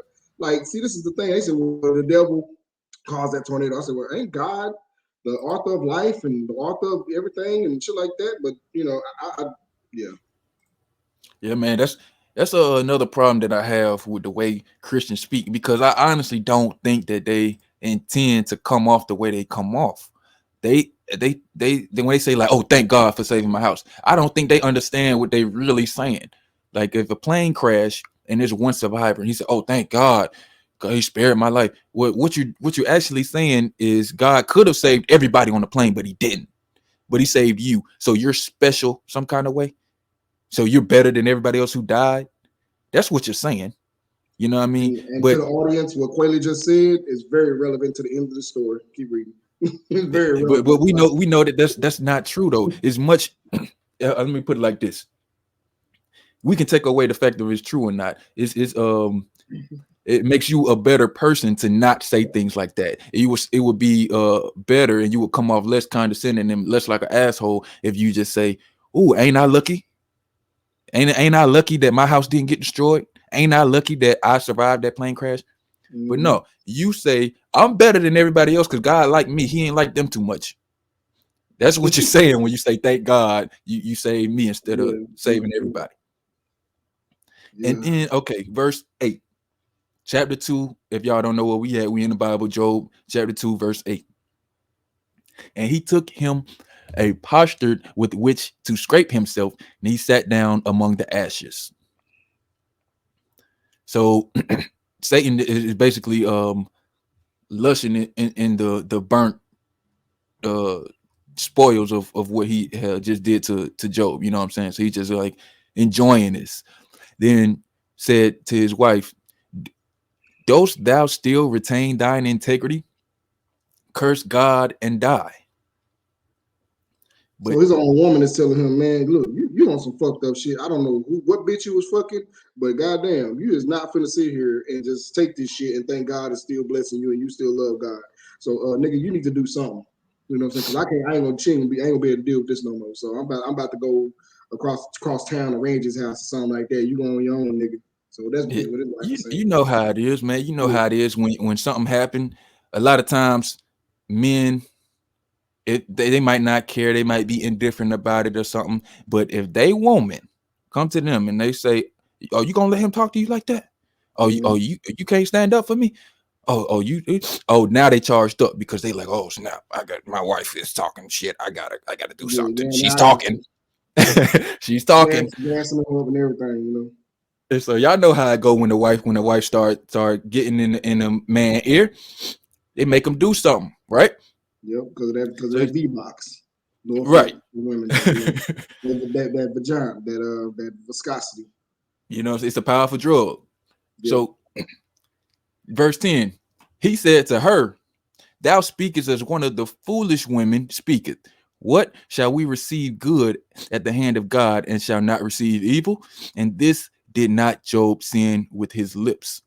So Job responded to her and said, "Woman, you sound stupid as hell. What you think God gonna bless us and he ain't gonna harm us?" You know what I mean? Well, yeah, I would think so. He's God. But you know what I'm saying? He ain't blame nothing on Satan, yet he's saying God did all this, but Job is just okay with it. And he's saying in this did not sin with his lips. So the Bible is saying Job is right about what he said. The Bible, whoever wrote this book of the Bible is agreeing with Job. So in verse 11, it goes on to say, "Now when Job's 3 friends heard all of this evil that had come upon him, they came every one from his own place. Eliphaz the Temanite, and Bildad the Shuhite, and Zophar the Naamathite." And I apologize if I pronounce any of that wrong. "For they had made an appointment together to come to mourn with him and comfort him." So these is niggas. These is all yeah. Squad came through and they said, "Man, we got your back, man. You fucked up. You got boys all on your skin, man. Your wife talking shit, but we got your back. Man, we told you, man, and also, man, we told you not to fuck that bitch on 12th Street, nigga. Why the hell you go down to 12th Street and fuck that hoe?" Like, nigga, Joe, like, "No, nigga, I don't even know how I got these balls, man. Shit, I don't fuck, you know." But yeah, this squad is there to, you know, to look after them and shit, you know. You know what I'm saying? And they came from all different lands and stuff. And it Yeah. goes on to say in verse 12, and they lifted up their eyes afar off and knew him not. They lifted up their voice and wept, and they rent everyone his mantle and sprinkled dust upon their heads toward heaven. So they couldn't even recognize him, is basically what they were saying. He was so fucked up, they couldn't even recognize him by looking at him from a distance. It was like, damn, who was that? And then they got closer, like, oh shit, that's Job. That nigga look terrible. So they sat down with him upon the ground 7 days, 7 nights, and none spoke a word unto him, for they saw that his grief was very great. So at first, he was saying, oh, it's cool. God giveth and God taketh away. But now, apparently, he's so distraught that his boys can't even speak to him for 7 days, 7 nights. They ain't had nothing to say. They ain't had no words. They was by his side, but they ain't say nothing. They just let him Hey, wallow verse in his 12, sorrow. man. So verse 12, they like when they saw him, they like, damn, nigga, what is that? yeah, you got to throw that smoke and Craig in there. Damn, what the hell is wrong with this? For real though.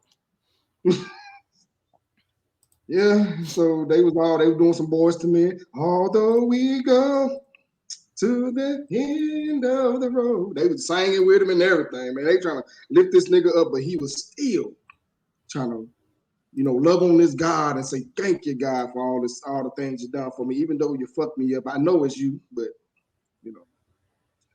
oh man, 7 days and 7 nights they sat with his ass. And didn't say nothing though. They just sat with him. And then we Job get gave to yeah, they sat with him back there. Job apparently didn't pay the cable bill, so the nigga was just sitting in the dark. You know what I'm saying? Playing, I guess, cards or something. And nobody said a word to him. Like, what the fuck we doing here? I got some bitches to fuck. Fucking with this nigga. This nigga over here sick and shit. And I can't believe I'm sitting down, man. Shit, I done cancel my whole weekend with my family and shit just to come see you. And then a lot of them, they probably feel guilty if they leave him. If they leave him, they're going to feel guilty. It's for like, dang, man, Job is our boy, man. He did loan me that $12 one time when I needed a loaf of bread, bologna and shit. So I'm going to stay for a little bit. Then I'm going to leave. Go ahead, man. I'm going to let you read. I just had to throw my little 2 cents in there. yeah. And then we on chapter 3. Verse 1. It says, after this opened Job his mouth and cursed his day. So finally Job starts talking. He said, let the day perish wherein I was born, and the night in which was said, there is a man-child conceived. Let the day be darkness. Let not God regard it from above, neither let the light shine upon it. Let darkness, the shadow of death, stain it. Let a cloud dwell upon it. Let the blackness of the day terrify it. As for that night, the darkness seize upon it. Let it not be joined unto the days of the year. Let it not come into the number of months. Lo, let that night be solitary. Let no joyful voice come therein.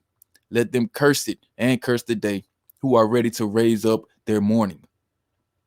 Let the stars of the twilight therefore be dark. Let it look for light, but have none.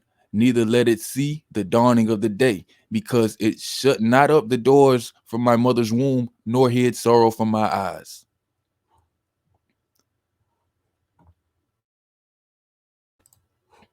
Verse 11.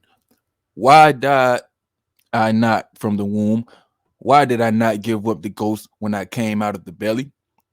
Why did the knees precede me, or why the breast that I should suck? For now, should I have lain still and been quiet, I should have slept. Then I would have been at rest with kings and counselors of earth who built desolate places for themselves, or with princes that had gold who filled their houses with silver.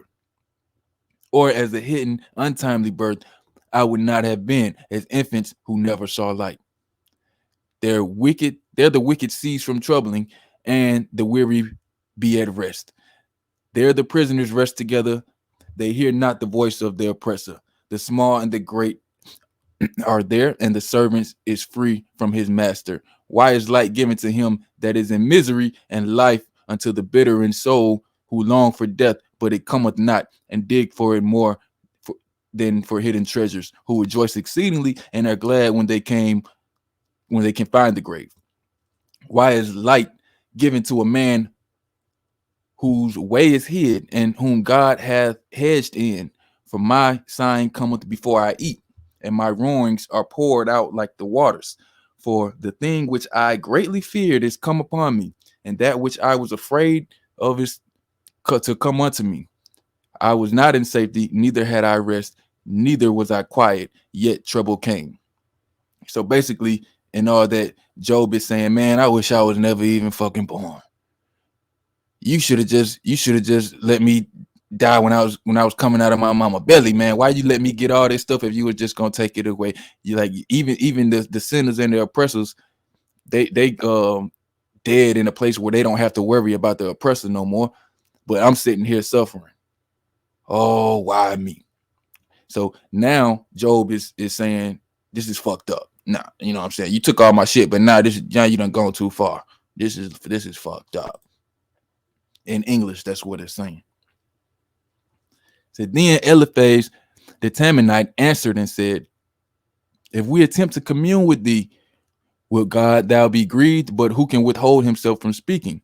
Behold, thou hast instructed many, and thou hast strengthened the weak hands. Thy words have upheld him that was falling, and thou hast strengthened the feeble knees. But now it has come upon thee, and thou faintest. It toucheth thee, and thou art troubled. Is not this thy fear, thy confidence, thy hope, and thy uprightness of thy ways? Remember, I pray thee, whoever perished, being innocent, or were the righteous cut off, even as I have seen that they plow iniquity and sow wickedness, reap the same.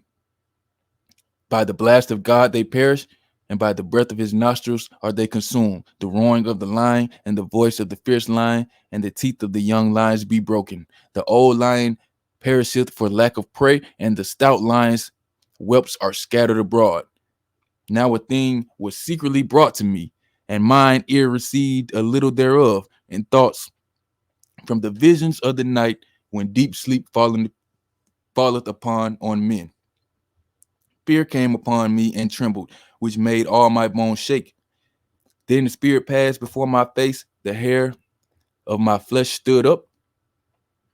It's still, but I could not discern the form thereof. An image was before mine eyes. There was a silence, and I heard a voice saying, shall mortal man be more just than God? Shall a man be more pure than his maker? Behold, he put no trust in his servants, and his angels he charged with folly. He much less in them that dwell in the house of clay, whose foundation is in the dust, who are crushed before the moth. They are destroyed from morning to evening. They perish forever without any regarding it. Though not their excellence which is in them go away, they die, even without wisdom. So now the Bible's getting all poetic and Shakespearean type. But this is Eliphaz the Temanite answering Job when he was saying, oh man, this is fucked up. So he's saying, man, you was doing so good. What you think you was gonna be like God? You think you're gonna be better than God? And he goes on to say, call now, if there be any that will answer thee, to which of the saints wilt thou turn? For wrath killeth the foolish man, and envy slayeth the silly one. I have seen the foolish taking root, but suddenly I cursed his habitation. His children are far from safety, and they are crushed in the gate, neither is there any to deliver them. His harvest the hungry eateth up, and taketh it even out of the thorns, and the robber swalloweth up their substance. Swalloweth up their substance. Or you could have just said swallow. Although affliction cometh not forth of the dust, neither doth trouble spring out of the ground. Yet man is born unto trouble, as the sparks fly upward. I would seek unto God, and unto God would I commit my cause. He doeth great things and unsearchable marvelous things without number. He giveth rain upon earth, and sendeth waters upon fields, to set up high those that are low, that those who mourn may be exalted to safety. He disappointeth the devices of the crafty, so that their hands cannot perform their enterprise. Does he really though? Does God do that stuff? Because I could have sworn people fuck shit up all the time with stuff they make with their hands. People build bombs, people shoot guns.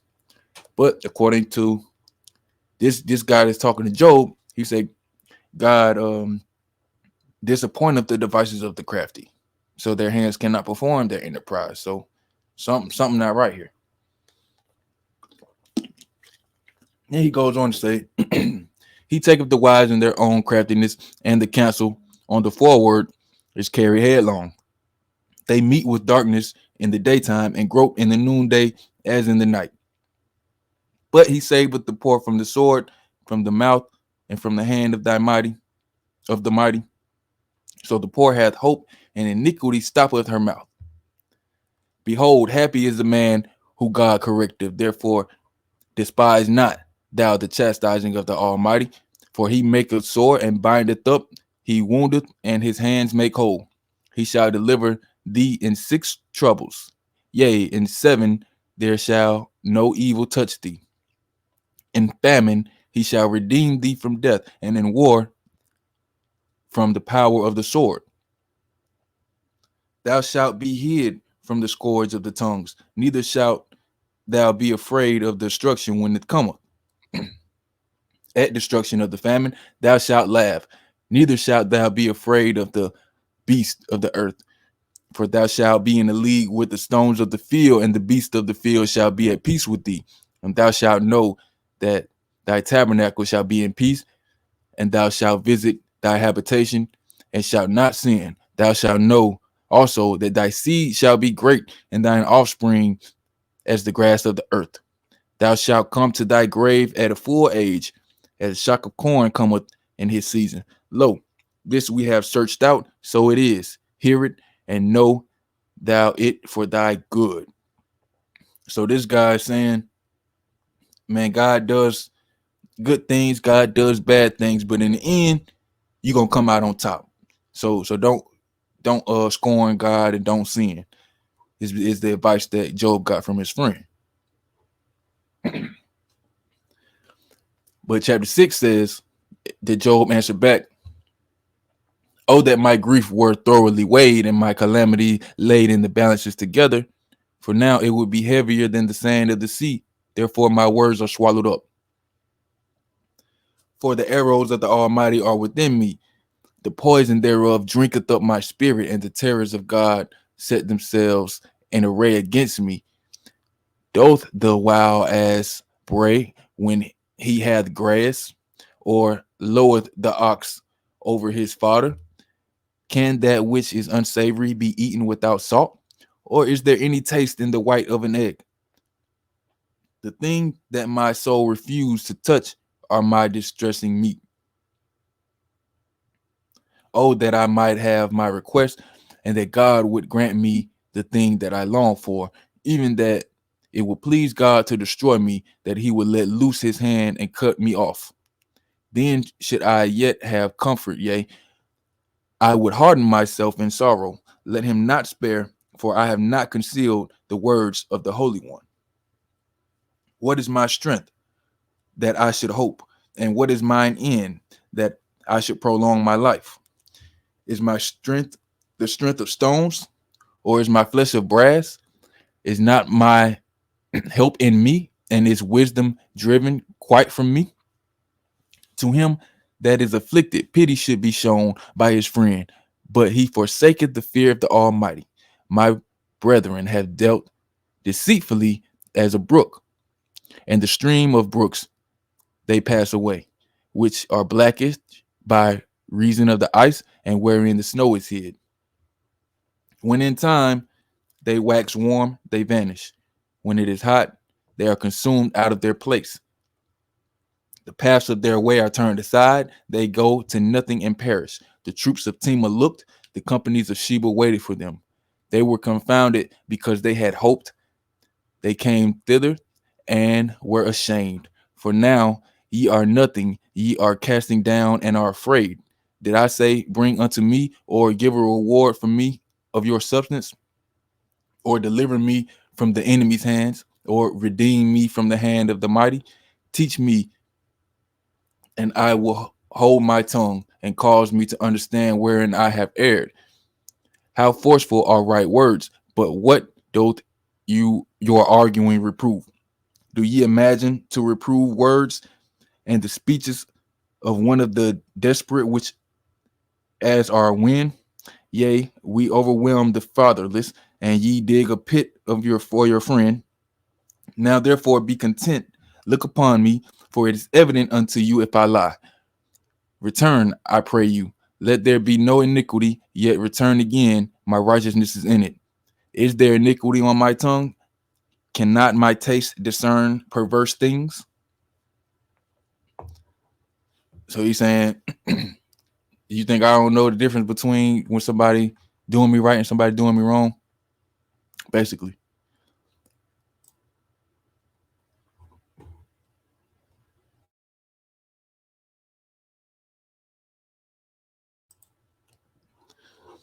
All right, so let me see. We got somebody backstage. I want to bring them in, even though we're not to the end of the chapter.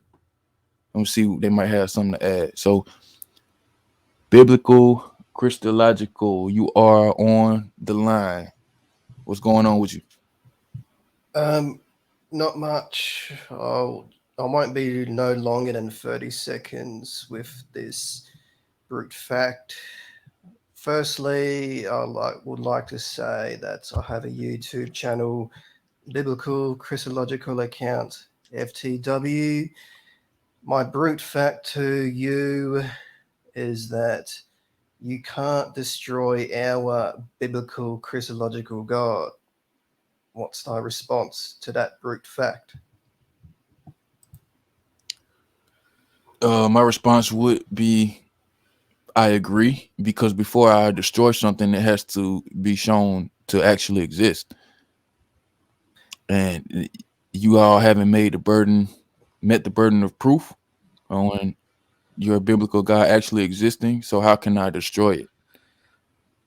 Biblically, when you use the proper noun of our biblical Christological God, you have to appeal to the pure actuality of our biblical Christological God. So to summarize that, because our biblical Christological God is omnitude, it requires divine revelation for an omnitude God to be understood within your finitudely custodated vessel. And because you have used the word exist within your last premise, the word exist is a verb. A verb is a doing word. Ergo, you have meta-ontologically presupposed the divinity of our biblical Christological God because you referred, just because our biblical Christological God doesn't do a specific thing, that's not a defeater, or in other words, a destroyer to our biblical Christological God. So my brute fact still stands, and then I'll yield my time over to you, is that you can't destroy our biblical Christological God. What's thy response to that brute fact? Well, it's not a brute fact, you know what I mean? Just because I use the word exist doesn't mean that what you said is true. You know what I mean? Exist, yeah, it's a verb, but that doesn't mean that I have to have some type of divine understanding just to know if the God is real or not. So when we say something exists, that means that it is independent of anyone's belief. It is actually a real thing, you know what I mean? Like the moon that actually exists, you know, and you don't have to believe the moon exists. It can be demonstrated, and that's why you should believe it, because it can be demonstrated. So, but whether you believe in the moon or not, it is there. So for your God, again, I don't have to disprove that your God exists, and that first you have to prove that it does, and then it's my job to tell you whether you're right or wrong, or whether I agree or not. So what the purpose of this episode is to talk about why the God that the Bible talks about doesn't stand up to the things that the people say about that God. So they say that God is all knowing and God is good. But when we read the Bible, we find out that God is in cahoots with Satan, who is supposed to be bad. And he's apparently not all knowing because he's asking questions like, where you coming from? So what is your response to that brute fact? Well, biblically, you brought up a lot of points there. To address your last point is that our biblical Christological God is a personal God. Ergo, Z can suppress his omniscience. That's why he asks questions like, where are you? That's why he asks questions, because he's a personal God. It doesn't mean he's not omniscient. And to address your other points is that you're lying when you say you don't know God, because you are subconsciously appealing to the omnitudinous of our biblical Christological God when you use the proper noun God. And because you brought up the point with the moon. The moon is in a different category to our biblical Christological God, because the moon is finitely cuspidated. Our biblical Christological God is absolute / omnitude. Ergo, every time you use the proper noun God, you're subconsciously appealing to the pure actuality, or in other words, the actus purus, which is a philosophical Latin term for the absolute perfection of our meta-ontotheologically omnibenevolent, eternally ethereal, immutably ultimate biblical Christological God. So my brute fact still stands, is that biblically you can't destroy our biblical Christological God.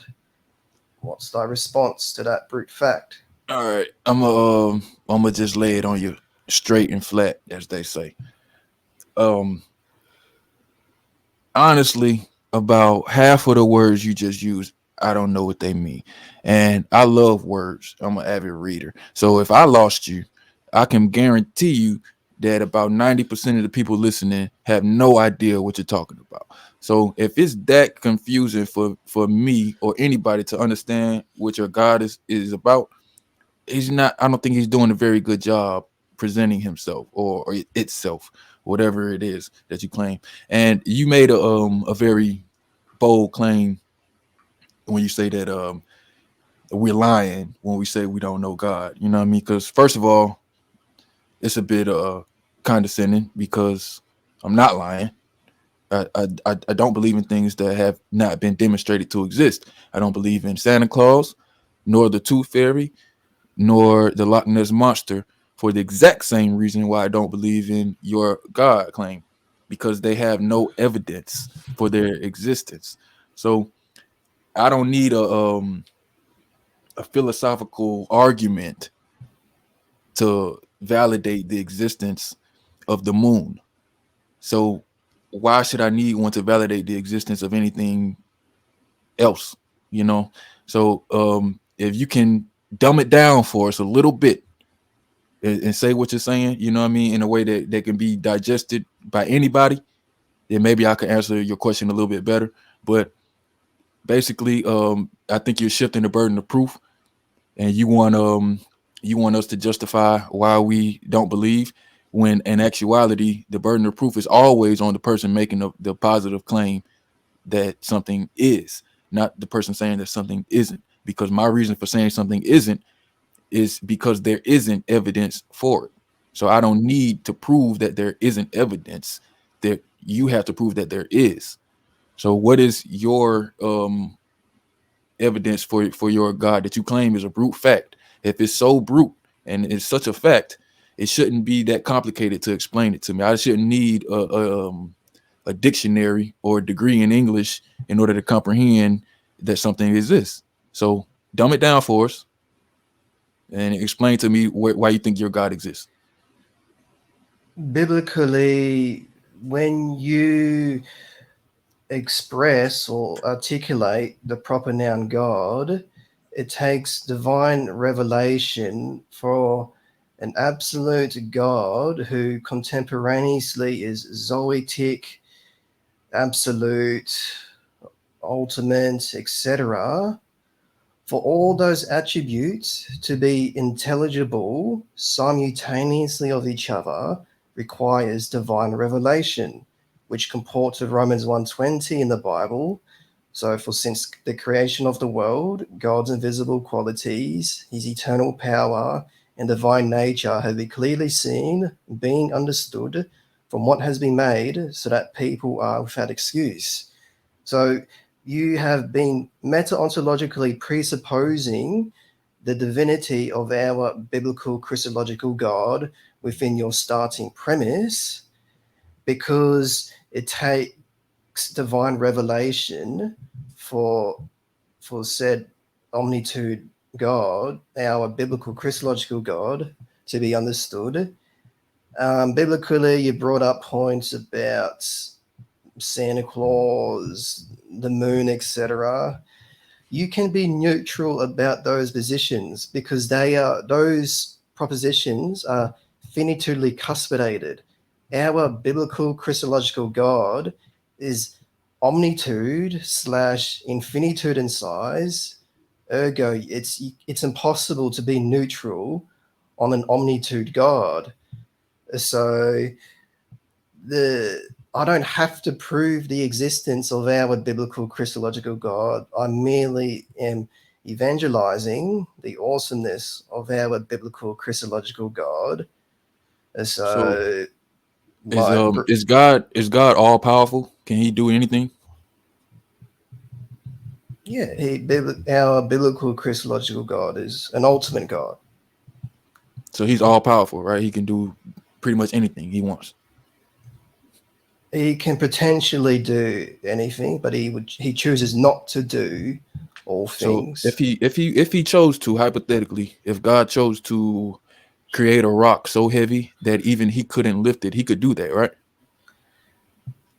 Biblically, this can be easily debunked because he can limit.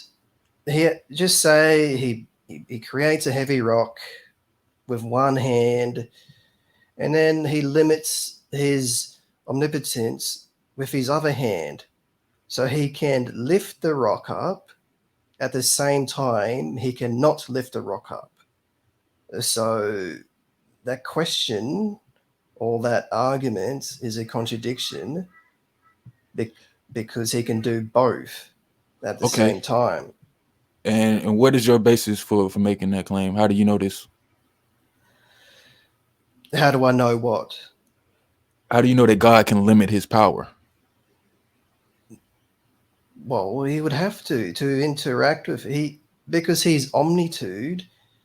He has to limit his power in order for us to understand his existence, because he is omnitude, and because he asks questions, he clearly limits his omniscience, as he is a personal God. So he asks questions even though he knows the answer to. So he may be intentionally limiting his omniscience, or he may not. But he can do. He is God, so he can choose to. It says clearly in the Bible, New Testament, in regards to the lake of fire, he says, "Depart from me, I never knew you." So he's choosing not to know people. It doesn't mean that he is not omniscient. He has his reasons not to know certain people. So my brute fact still stands, is that it is impossible to destroy our biblical Christological God. What's thy response to that? The response hasn't changed. You have to prove what you're saying. You're saying you're making a claim here. You're saying it's impossible to disprove your biblical God. I'm saying God hasn't been proven to exist at all. So that's like saying it's impossible to disprove that there's a teacup orbiting Mars. Is a common atheist analogy. So if there is a teacup orbiting Mars, which it probably isn't, but you can't disprove that. We don't have the means to do that. So what you would have to do for someone to believe that there is a teacup orbiting Mars is you have to show evidence for that. Until you do that, it's not up to me to disprove that. I'm just simply in a state of non-believing that it's true because it hasn't been demonstrated. So if what you were saying was a brute fact, we wouldn't be having this conversation because it would be a fact, right? Biblically, like I'm assuming you're appealing to Russell's teapot, but a teapot is just a label for a finite particular. So you can be neutral about certain propositions in relation to finite particulars, but you can't be neutral on our biblical Christological God because Z is infinitude in size, aka unlimited in size, aka omnipresent / infinite in size / absolute / omnitude, etc. So it takes, I'm just reiterating my earlier point, is that it takes divine revelation for a God who has multiple attributes to be intelligible within our finite vessels. So this ties us back to Romans 1:20. So you're still presupposing the divinity of our biblical Christological God because your starting premise presupposes Z, and your conclusion is the contrary to our biblical Christological God because the word exist is a doing word. So just because that God is not, he does not exist. So he's not doing that. That's like saying somebody does not swim. Like the word exist, that's a semantic word. It's just a word for All words are just words. It's just an action word. Just because our biblical Christological God doesn't do a specific thing, that's not a defeater because your starting premise presupposes the divinity of Z. So your meta-ontology comports with the meta-ontotheology of our biblical Christological God, which ties us back to the Bible. So my brute fact still stands, is that you can't destroy. All right, let me see something. If you does Santa Claus exist? Biblically, Santa Claus is to you, is Santa Claus a label for a finite particular? I'm just asking you, in your mind, does Santa Claus exist? Well, I'm asking you a clarifying question. Is Santa Claus to you a label for a finite particular? The answer has to be yes. So answer, all right, assume that the answer is yes, and then answer my question. Does Santa Claus exist? Well, you have to, I'm asking you a clarifying question. Is Santa Claus to you a label for a finite in size particular? Santa Claus to me is a fictional character. That's it. Yeah, but it's a true via the law of excluded middle. It's either A or not A. So is your question, my clarifying question in relation to your question is that, do you presuppose that Santa Claus is finite in size? I don't presuppose anything. I'm just simply asking you, do you believe that Santa Claus exists? Whether he's infinite or finite or whatever, does that thing exist? Biblically, it's vague. The word Santa Claus is too vague in this sort of discourse So you need to answer my clarifying question. Do you label Santa Claus to be a finite in size particular? No. Does Santa Well, Claus exist? Well, biblically, Santa Claus is not a label to our biblical Christological God, because that's Does the it only exist? biblically, because you said that Santa Claus is not a label for a finite in size particular. Your only alternative is our biblical Christological God.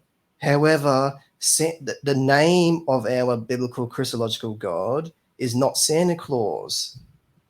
I'm not So asking about God right now. I'm asking about Santa Claus. You know, Saint Nick.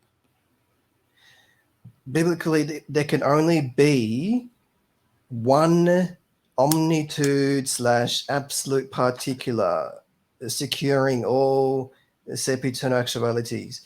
So because you rejected that Santa Claus is not finite in size, for the sake of this discourse, you only have one alternative.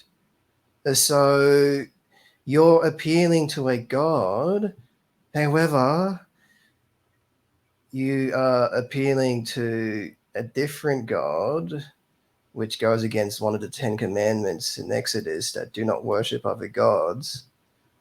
So you're implicitly appealing to our biblical Christological God. What's thy response to that? I disagree wholeheartedly, man. I think you're just making stuff up, and you're making a lot of claims that don't have any validity to it. But somebody with a big vocabulary like you should be able to answer a simple yes or no question. Do you believe that Santa Claus exists? Biblically, I know finite in size particulars exist. So your question requires you to elaborate on the attributes of said particular. So as I The said attributes earlier, they don't matter for the point that I'm making. I just need you to answer the question. You can assume any attributes you want to assume. Or just pretend I said something and then answer the question. well, by clarifying, you answered my clarifying question and you said that the Santa Claus is not finite in size. So your only alternative via I the say that laws because of I don't believe Santa Claus exists. So if you ask me, is Santa Claus anything but non-existent? The answer is no. So, because he's not real, he doesn't exist. But what about you? Do you believe Santa Claus exists? biblically Santa Claus, no, because Santa Claus is not mentioned in the Bible. So your answer is no. Santa Claus does not exist. No, well, I'm assuming that we are talking about the same as Santa Claus for the sake of this discourse. So my question is no, because Santa Claus is not mentioned in the Bible. So my brute Well, I mean, facts. I'm not mentioned in the Bible, and I clearly exist. I mean, you're talking to me.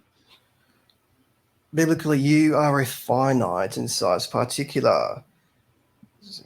I mean, you go to Genesis 1:1, God created the heavens and the earth. And then he was But hovering over the surface of the water. is So that that actually true? if what is true? Is that what you just said is true? Did God create the heavens and the earth when he was floating over the water?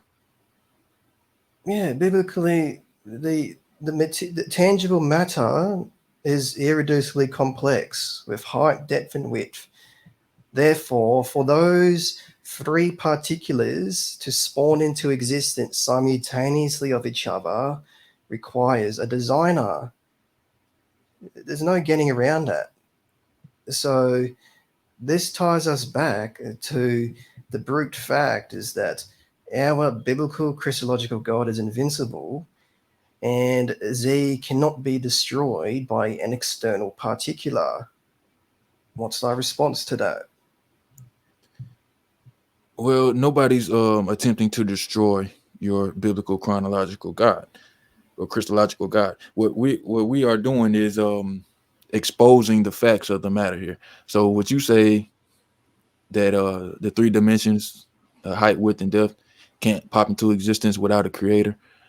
I would disagree, and you might want to read the book "A Universe from Nothing" by Lawrence Krauss if you haven't already, and maybe you can get some insight on why I disagree, because he got a good perspective on how things can pop into existence without being created. But we don't even know that that's something that happened, that height, width, and depth popped into existence. You know, we don't know that. That's something that Christians believe so that they can say, oh, then there's a creator. But only thing we know for sure is that the universe expanded. The universe may very well be eternal. It may have always existed, not needing a creator. So that I would reject that statement that you made, that the thing pop into existence, and I also reject that if they did pop into existence, there must be therefore be some creator, because that just leads us down to infinite regress. Because I could say, well, is God, does he have dimensions, or where did he come from, or where did it come from? And we get into an infinite regress of things being created, and then that thing being created, and that thing being created. At some point, you have to get to something that wasn't created. So if you posit a God to explain where the universe came from, you haven't answered the question of where do things come from.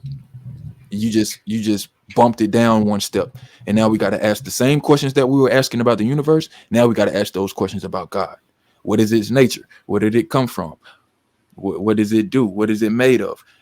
So if you just stop at the universe, it gets a whole hell of a lot simpler, because you're not assuming something that has been demonstrated to explain something that you don't know. That would be an argument from ignorance.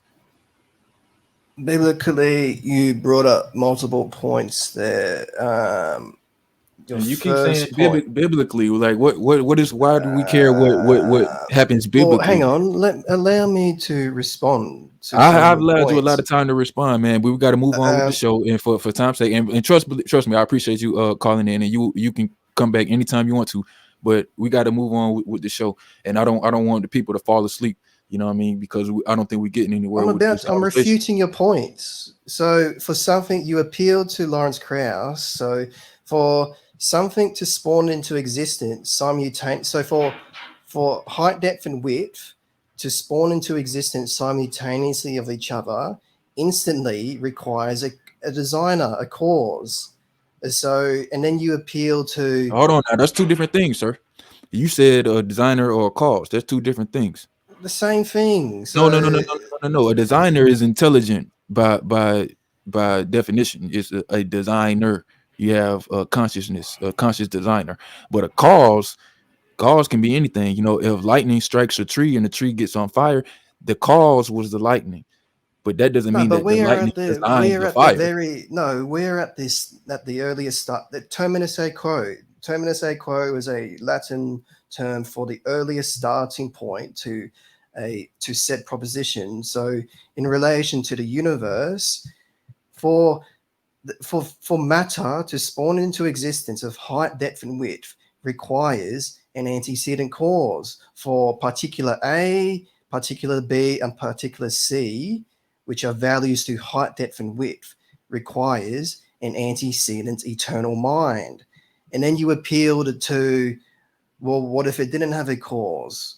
Well, that's fallacious again, because tangible matter, as we see today, is finite in size. So you need an absolute in size starting point. So tangible matter doesn't have the prerequisites to have always existed, because it can't be absolute. And then you made a claim of an expansion. You made a claim of an expansion. So you appealed to the gimmicky Big Bang gimmick. So for it to be expanding requires an expander who is external to the singularity. So you're actually appealing to panentheism. That's a physical deity. So that's fallacious. So That's a God with a physical and an immaterial attributes. However, physical deities are subjected to the law of non-contradiction.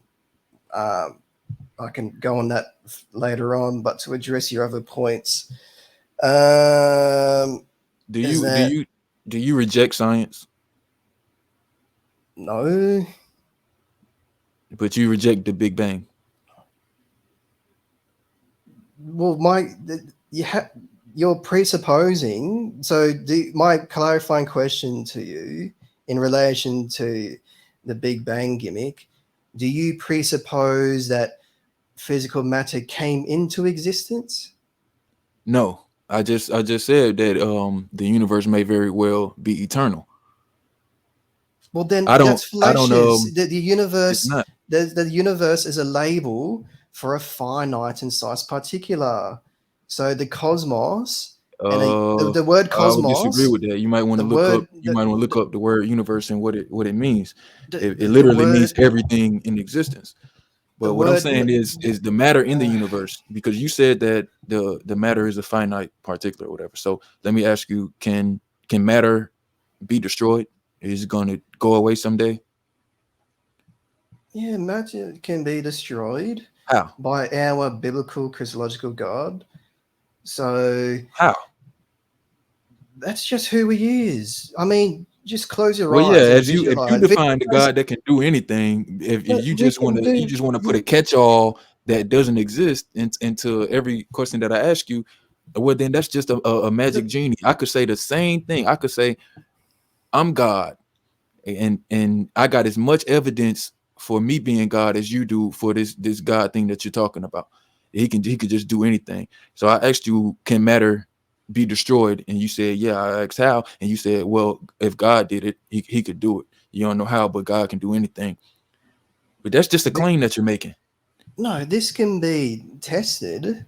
I mean, Yeah, we are made being tested. in That's His why I asked image. you the question, because tests have shown that matter cannot be destroyed. It's actually one of the laws of I forget which scientists came up with it, but energy cannot be created or destroyed. No, it can't create itself. So, but if you close your eye and use your mind's eye, you can visualize anything in your mind. So that's how God would create things. Like God is a mind. He has a consciousness and a mind. So the mind is what we see within ourselves, all these images, and then our consciousness is the outside perspective. So we are looking into our mind via our consciousness. So the consciousness is even more complex than our mind, as it's pretty much ad infinitum. So that's a mind bender for you.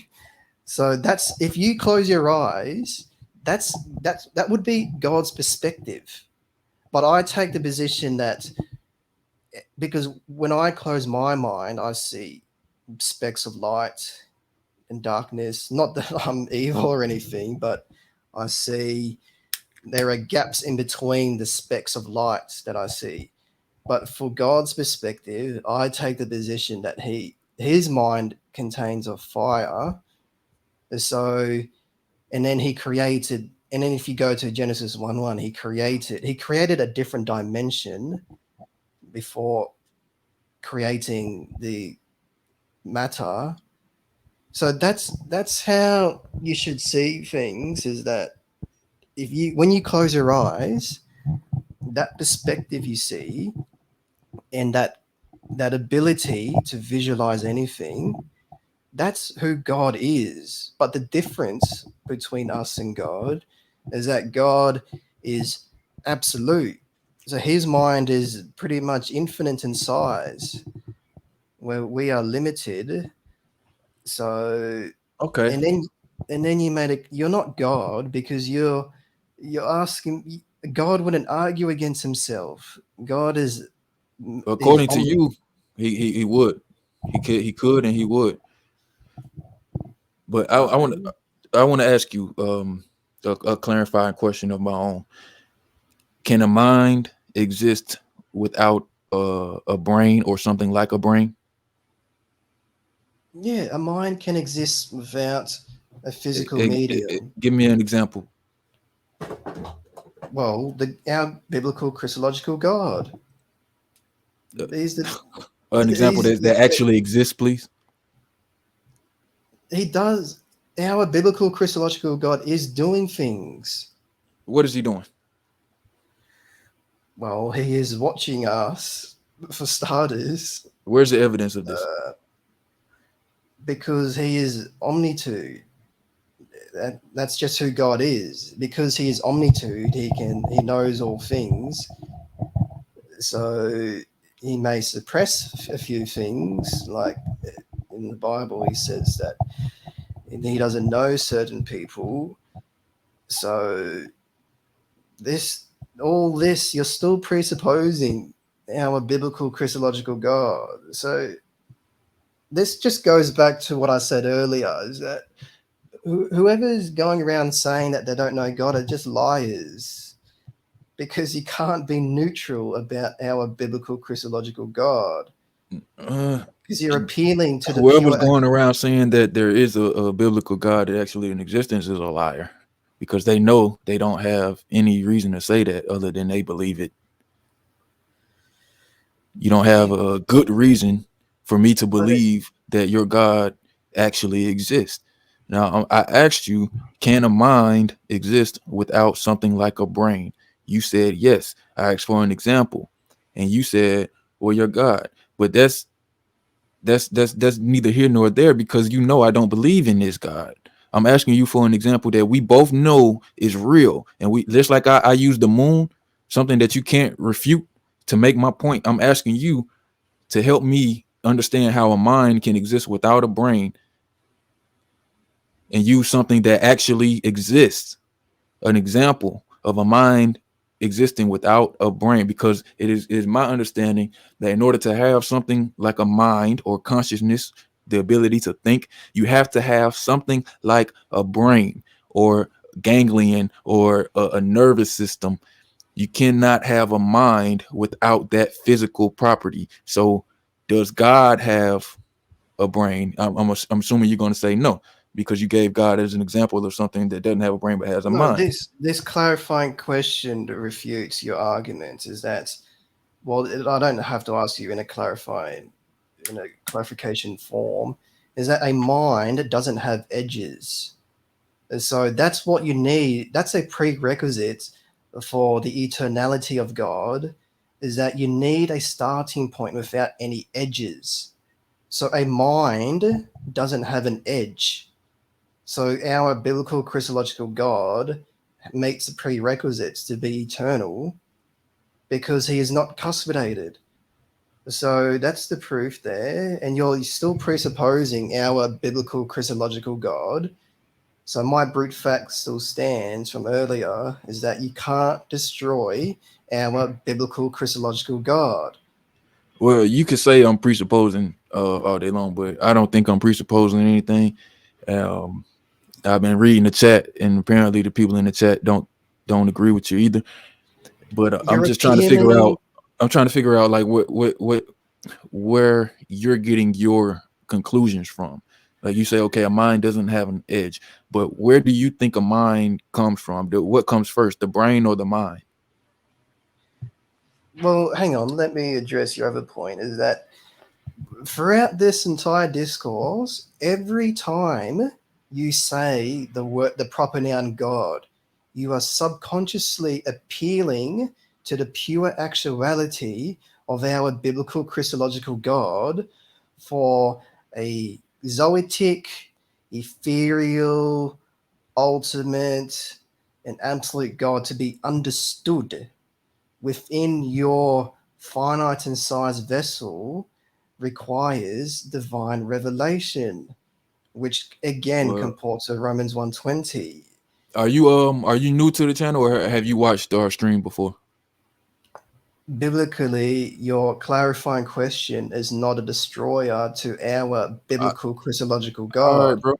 I want to know, is this your first time tuning in?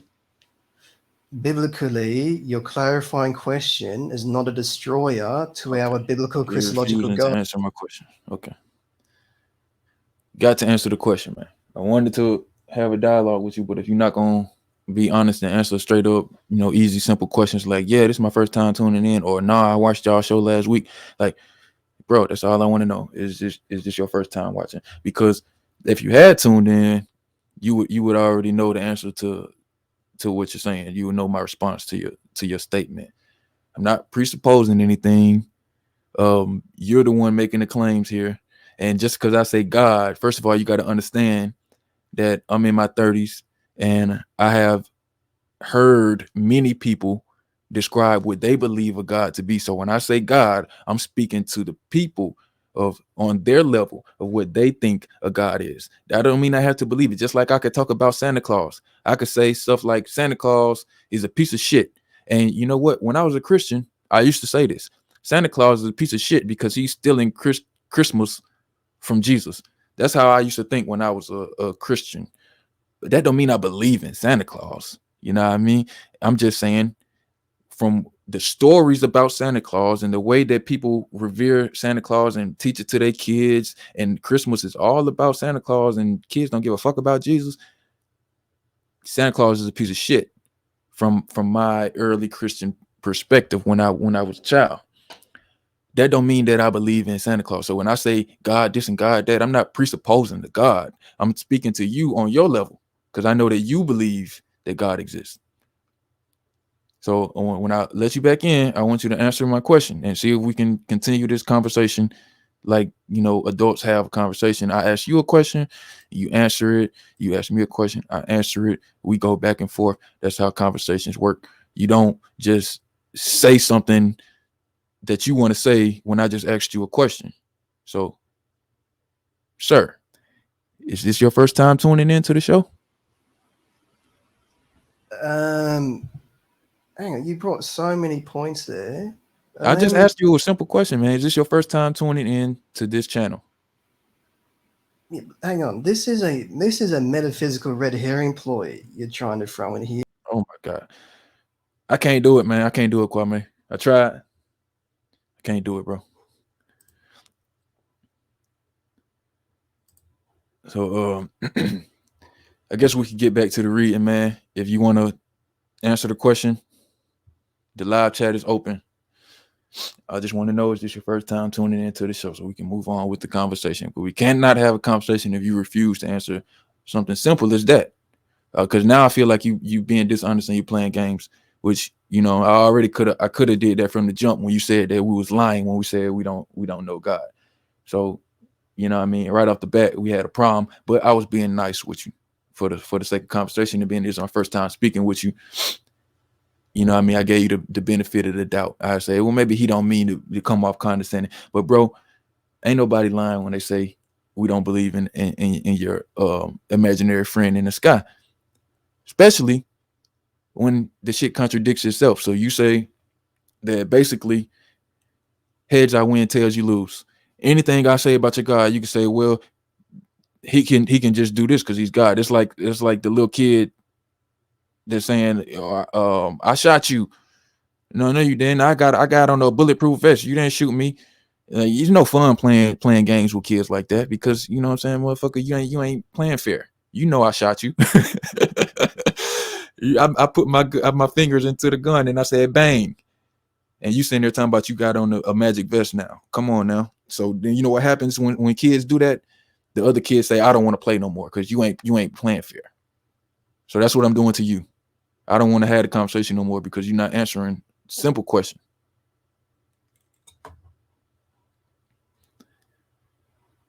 So back to the book of Job.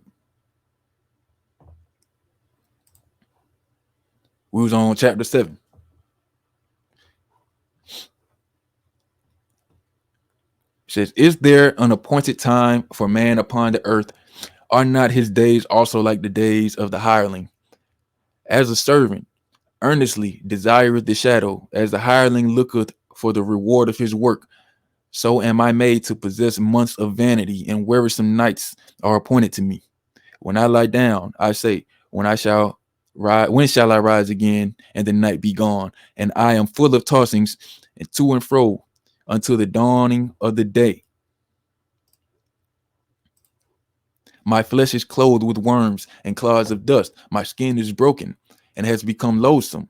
My days are swifter than the weaver's shuttle and are spent without hope. Oh, remember that my life is wind. Mine eye shall no more see God. The eye of him that hath seen me shall see no more. Thine eyes are upon me, and I am not, as the clouds is consumed and vanisheth away. Kwame, you back, sir? Yo, can you hear me? Yeah, you a little loud, but I can hear you. Yeah, man. I'm sorry, man. Some it was talking about it's not responding. Your mic breaking up. Something was going on.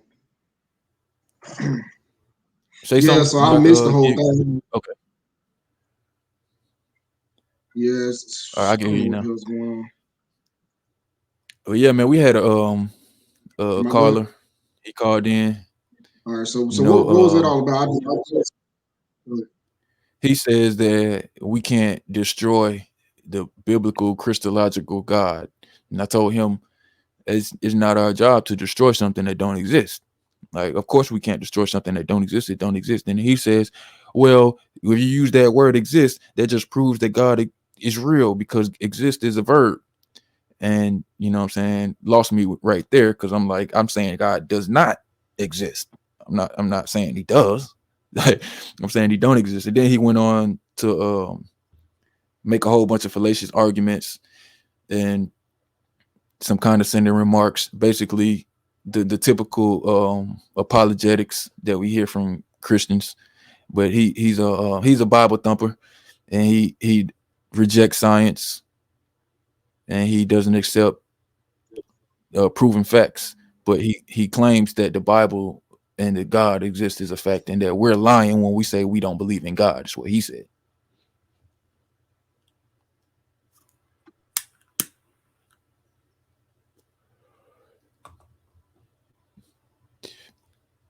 He said we just some liars. Yeah, it's like with the debate you had with that white pastor. What was his name? I don't He think we said, got his "Yes, you name. We do just called him believe. Pastor. His name was Bible something. You do believe in." What was that?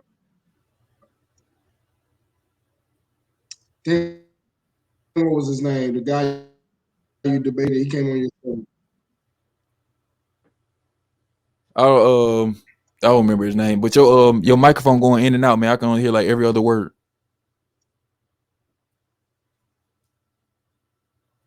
You still on the same microphone you was on before? Yeah. I don't know I what's was up trying with to that. figure out the guy that you debated. No, I'm talking about the preacher that you debated, the white guy that you Oh, you debated. talk about They Jackson kept saying, "Yes, you or do believe something in God. Jackson. Yes, you do. You just don't want to." Huh? The Lakers coach. Yeah, something's going on with the stream yard. I forgot his name, man, but his last name Jackson. But yeah, man, almost like that. You know what I mean? He was using, you know, a lot of the big words that the I don't know what's apologists wrong. like to use. So he This kind of is a lost brand me a new little bit. computer. I was This trying to get him to dumb it down for us. Yeah, well, I know I'm not on any microphone. I was using my computer. So hold on, let me see if I can find something.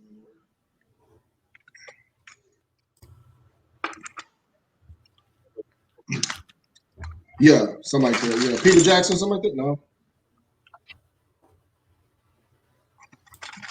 no. Hold on, I'm trying to find.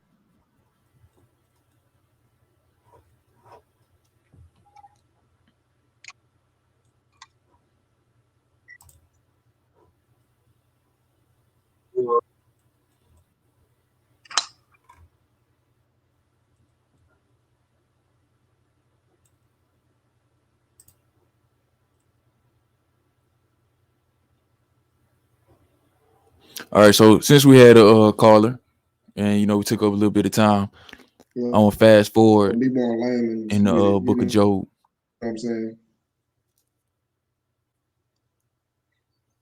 Phil But Jackson, appreciate that. that's what they do. They Appreciate try that, to talk Vernon Herman, man. That's his intelligent name, Phil Jackson. to make themselves sound intelligent. Yeah, man, because You know, it's a tactic. I think they do that. You don't have an ontological exterior positively, indubitably, superfragilistic, because they try to throw you off. You know what I'm saying? So it's like, dude, if I don't understand what you're saying, I can't respond to you. So you know what I mean? So if you're using words that I don't know what they mean, first of all, I don't want to have to have a dictionary to have a conversation with you.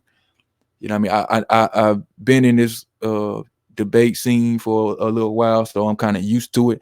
But dude was all the way on the far extreme, using all the big words, and half of them I ain't know what the fuck he meant by it. You know what I mean? So I'm like, if you lost me, I know you lost 90% of the people listening that don't debate with you motherfuckers on a regular basis.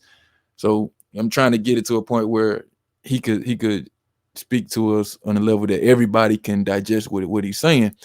But it seemed like he was more interested in making claims than he was in answering questions. You know what I mean? And I think he got stuck on a couple of simple questions that I was asking him. Like, can you have a brain without a mind? Like when have you ever seen a brain without a mind? And he said, oh, God, a mind without a brain. He said, God is a mind without a brain. But we don't believe in this God. We asking for something, real, something that actually exists. Show me a mind without a brain. I asked him to show me how matter can be destroyed. Oh, God can do it. So God can be your answer for everything, and that we don't believe in this motherfucker.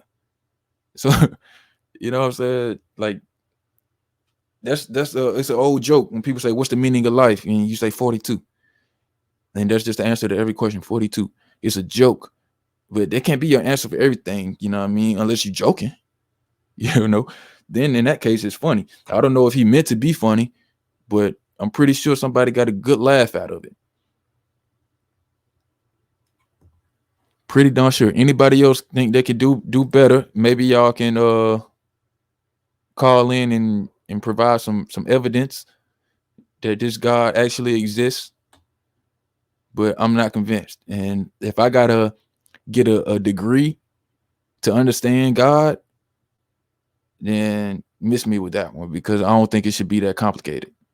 All these people running around here claiming ain't no God. They ain't got half of the words in their vocabulary that you're using. So why do we need all that to understand if God is so obvious and we know it's such a brute fact? Why do it take all that to just believe in it? You know what I mean? So you haven't convinced me, nor 4 to 5 billion other people on this planet that don't believe in this Bible. It's not just me.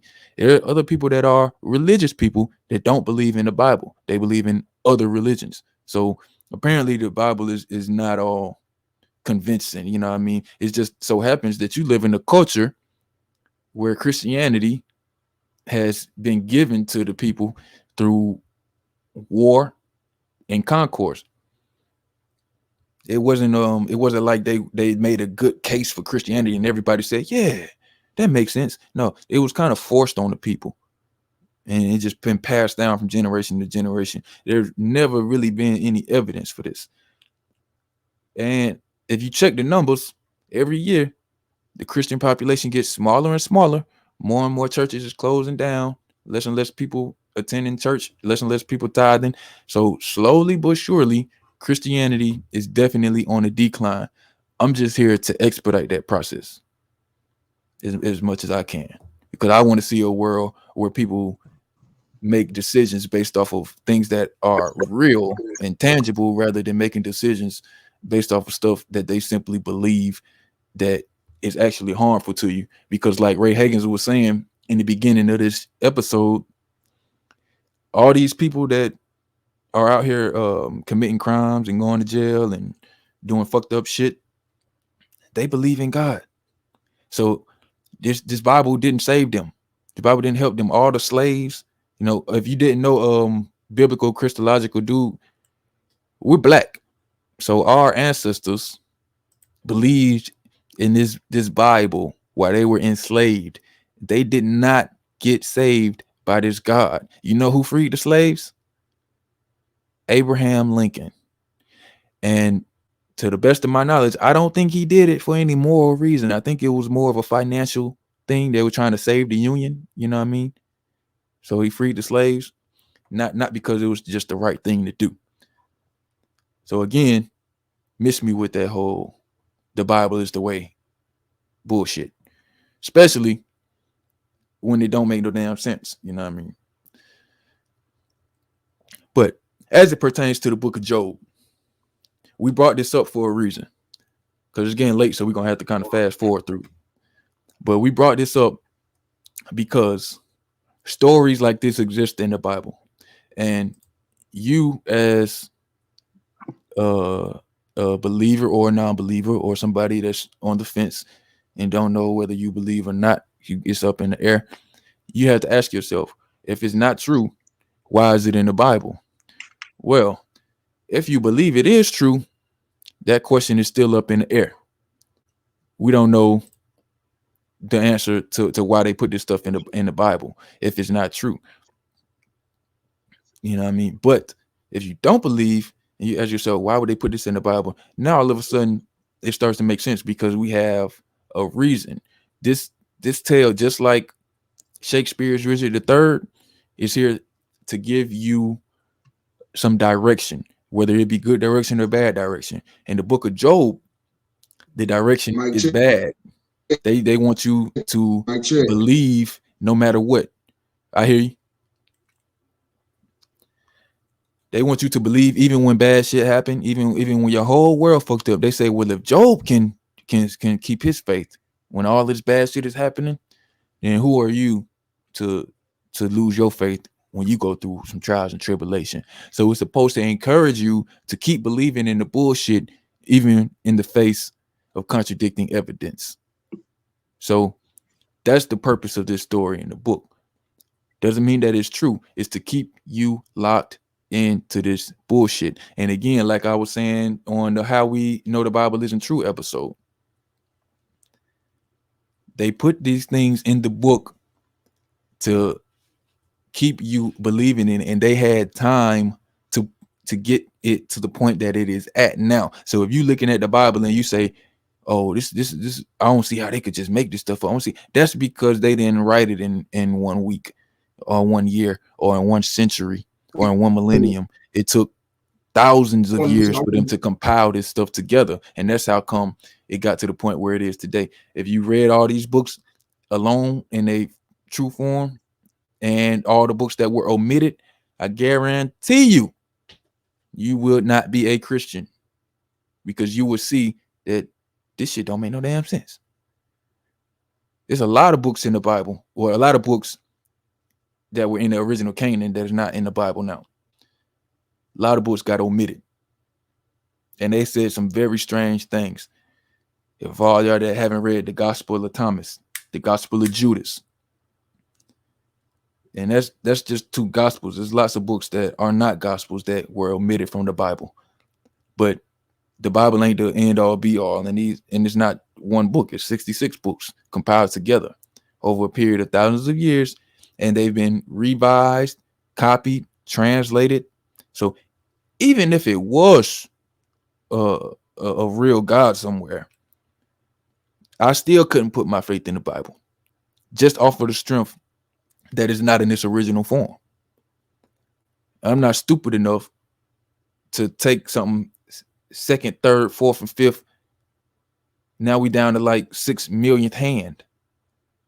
I want that original one. You know what I'm saying? So if you call yourself a Christian and you're not reading the original language, shame on you. And if you don't know nothing about when these books of the Bible was written and who wrote them and how the Bible got put together, you never heard of the Council of Nicaea or the Council of Chalcedon, shame on you, because that's your religion. It ain't no way an atheist should know more about your religion than you do. But if you knew it, you probably would be an atheist too. Some of y'all didn't have a chance because I know a lot of y'all was forced to go to church. I was. Ray Hagen said it. A lot of us was given this stuff before we even had the ability to think. The human brain doesn't get fully developed until late teens, early adulthood. So if you introducing a religion to a child, that's almost child abuse. Because they don't have the ability to discern what's real from what's not real. That's why children believe in fantastical things. Children believe in the Tooth Fairy. They believe in Santa Claus. And at the same time, they believe in this stuff that don't exist. They believe in that Scooby-Doo is somewhere out there talking. Children believe that. At that same time, when their brain is in that state where they can believe these fantastical things, you introduce to them Jesus. How are they supposed to discern whether or not this is true or not? That's not fair. You know what I'm saying? You should, if you're going to introduce a religion to a child, introduce all of them. Give a child a fair chance to come to their own conclusion. So, in conclusion, that's why the book of Job is in the Bible. Not because it's true, but because they want you to retain faith in a fucked up religion, even when it's not doing you no good. Because the Lord giveth and the Lord taketh away, right? That's what it says in the Bible. Just like the dude that just called in. I asked him a question about him. I said, Santa Claus. I said, do you believe in Santa Claus? He said, well, biblically. What the fuck you mean biblically, dude? I'm asking you, do you believe in Santa Claus? Well, biblically, because for some reason, Christians don't know nothing that don't come from the Bible. He can't even answer a simple question. He don't know what he believe about Santa Claus without looking it up in the Bible first. The same thing I had to tell to Phil Jackson. Older than me.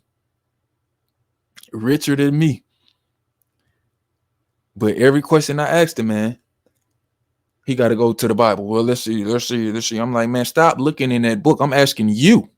What do you think about this? I'm not asking what somebody thought about it 10,000 years ago and what they wrote in a book. I'm asking you, what do you think? What do you believe?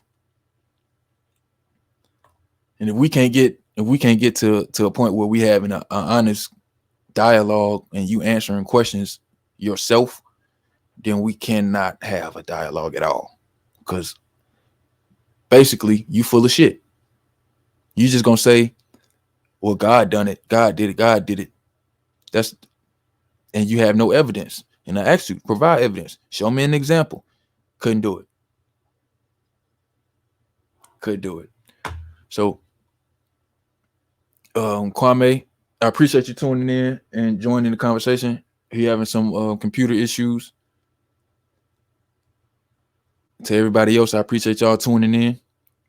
I want to remind everybody that this is an audio podcast as well as a YouTube channel, so you can subscribe to our audio podcast, Atheist Church Live, wherever you get podcasts.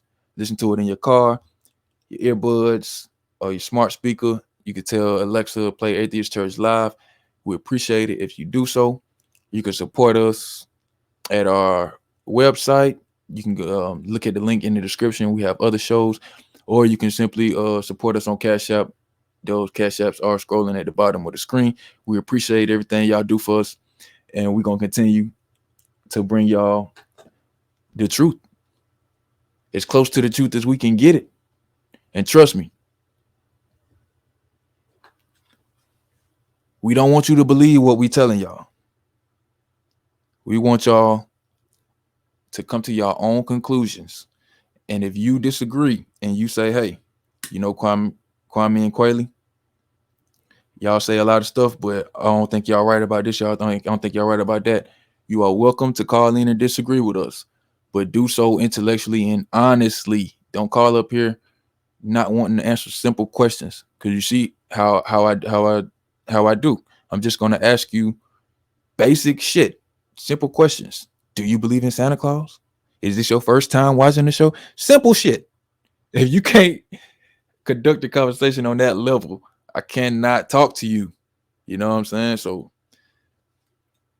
it must have been his first time watching the show, because he asked some questions that we answered 1,000 times before. But it's getting late. I want to get out of here, man.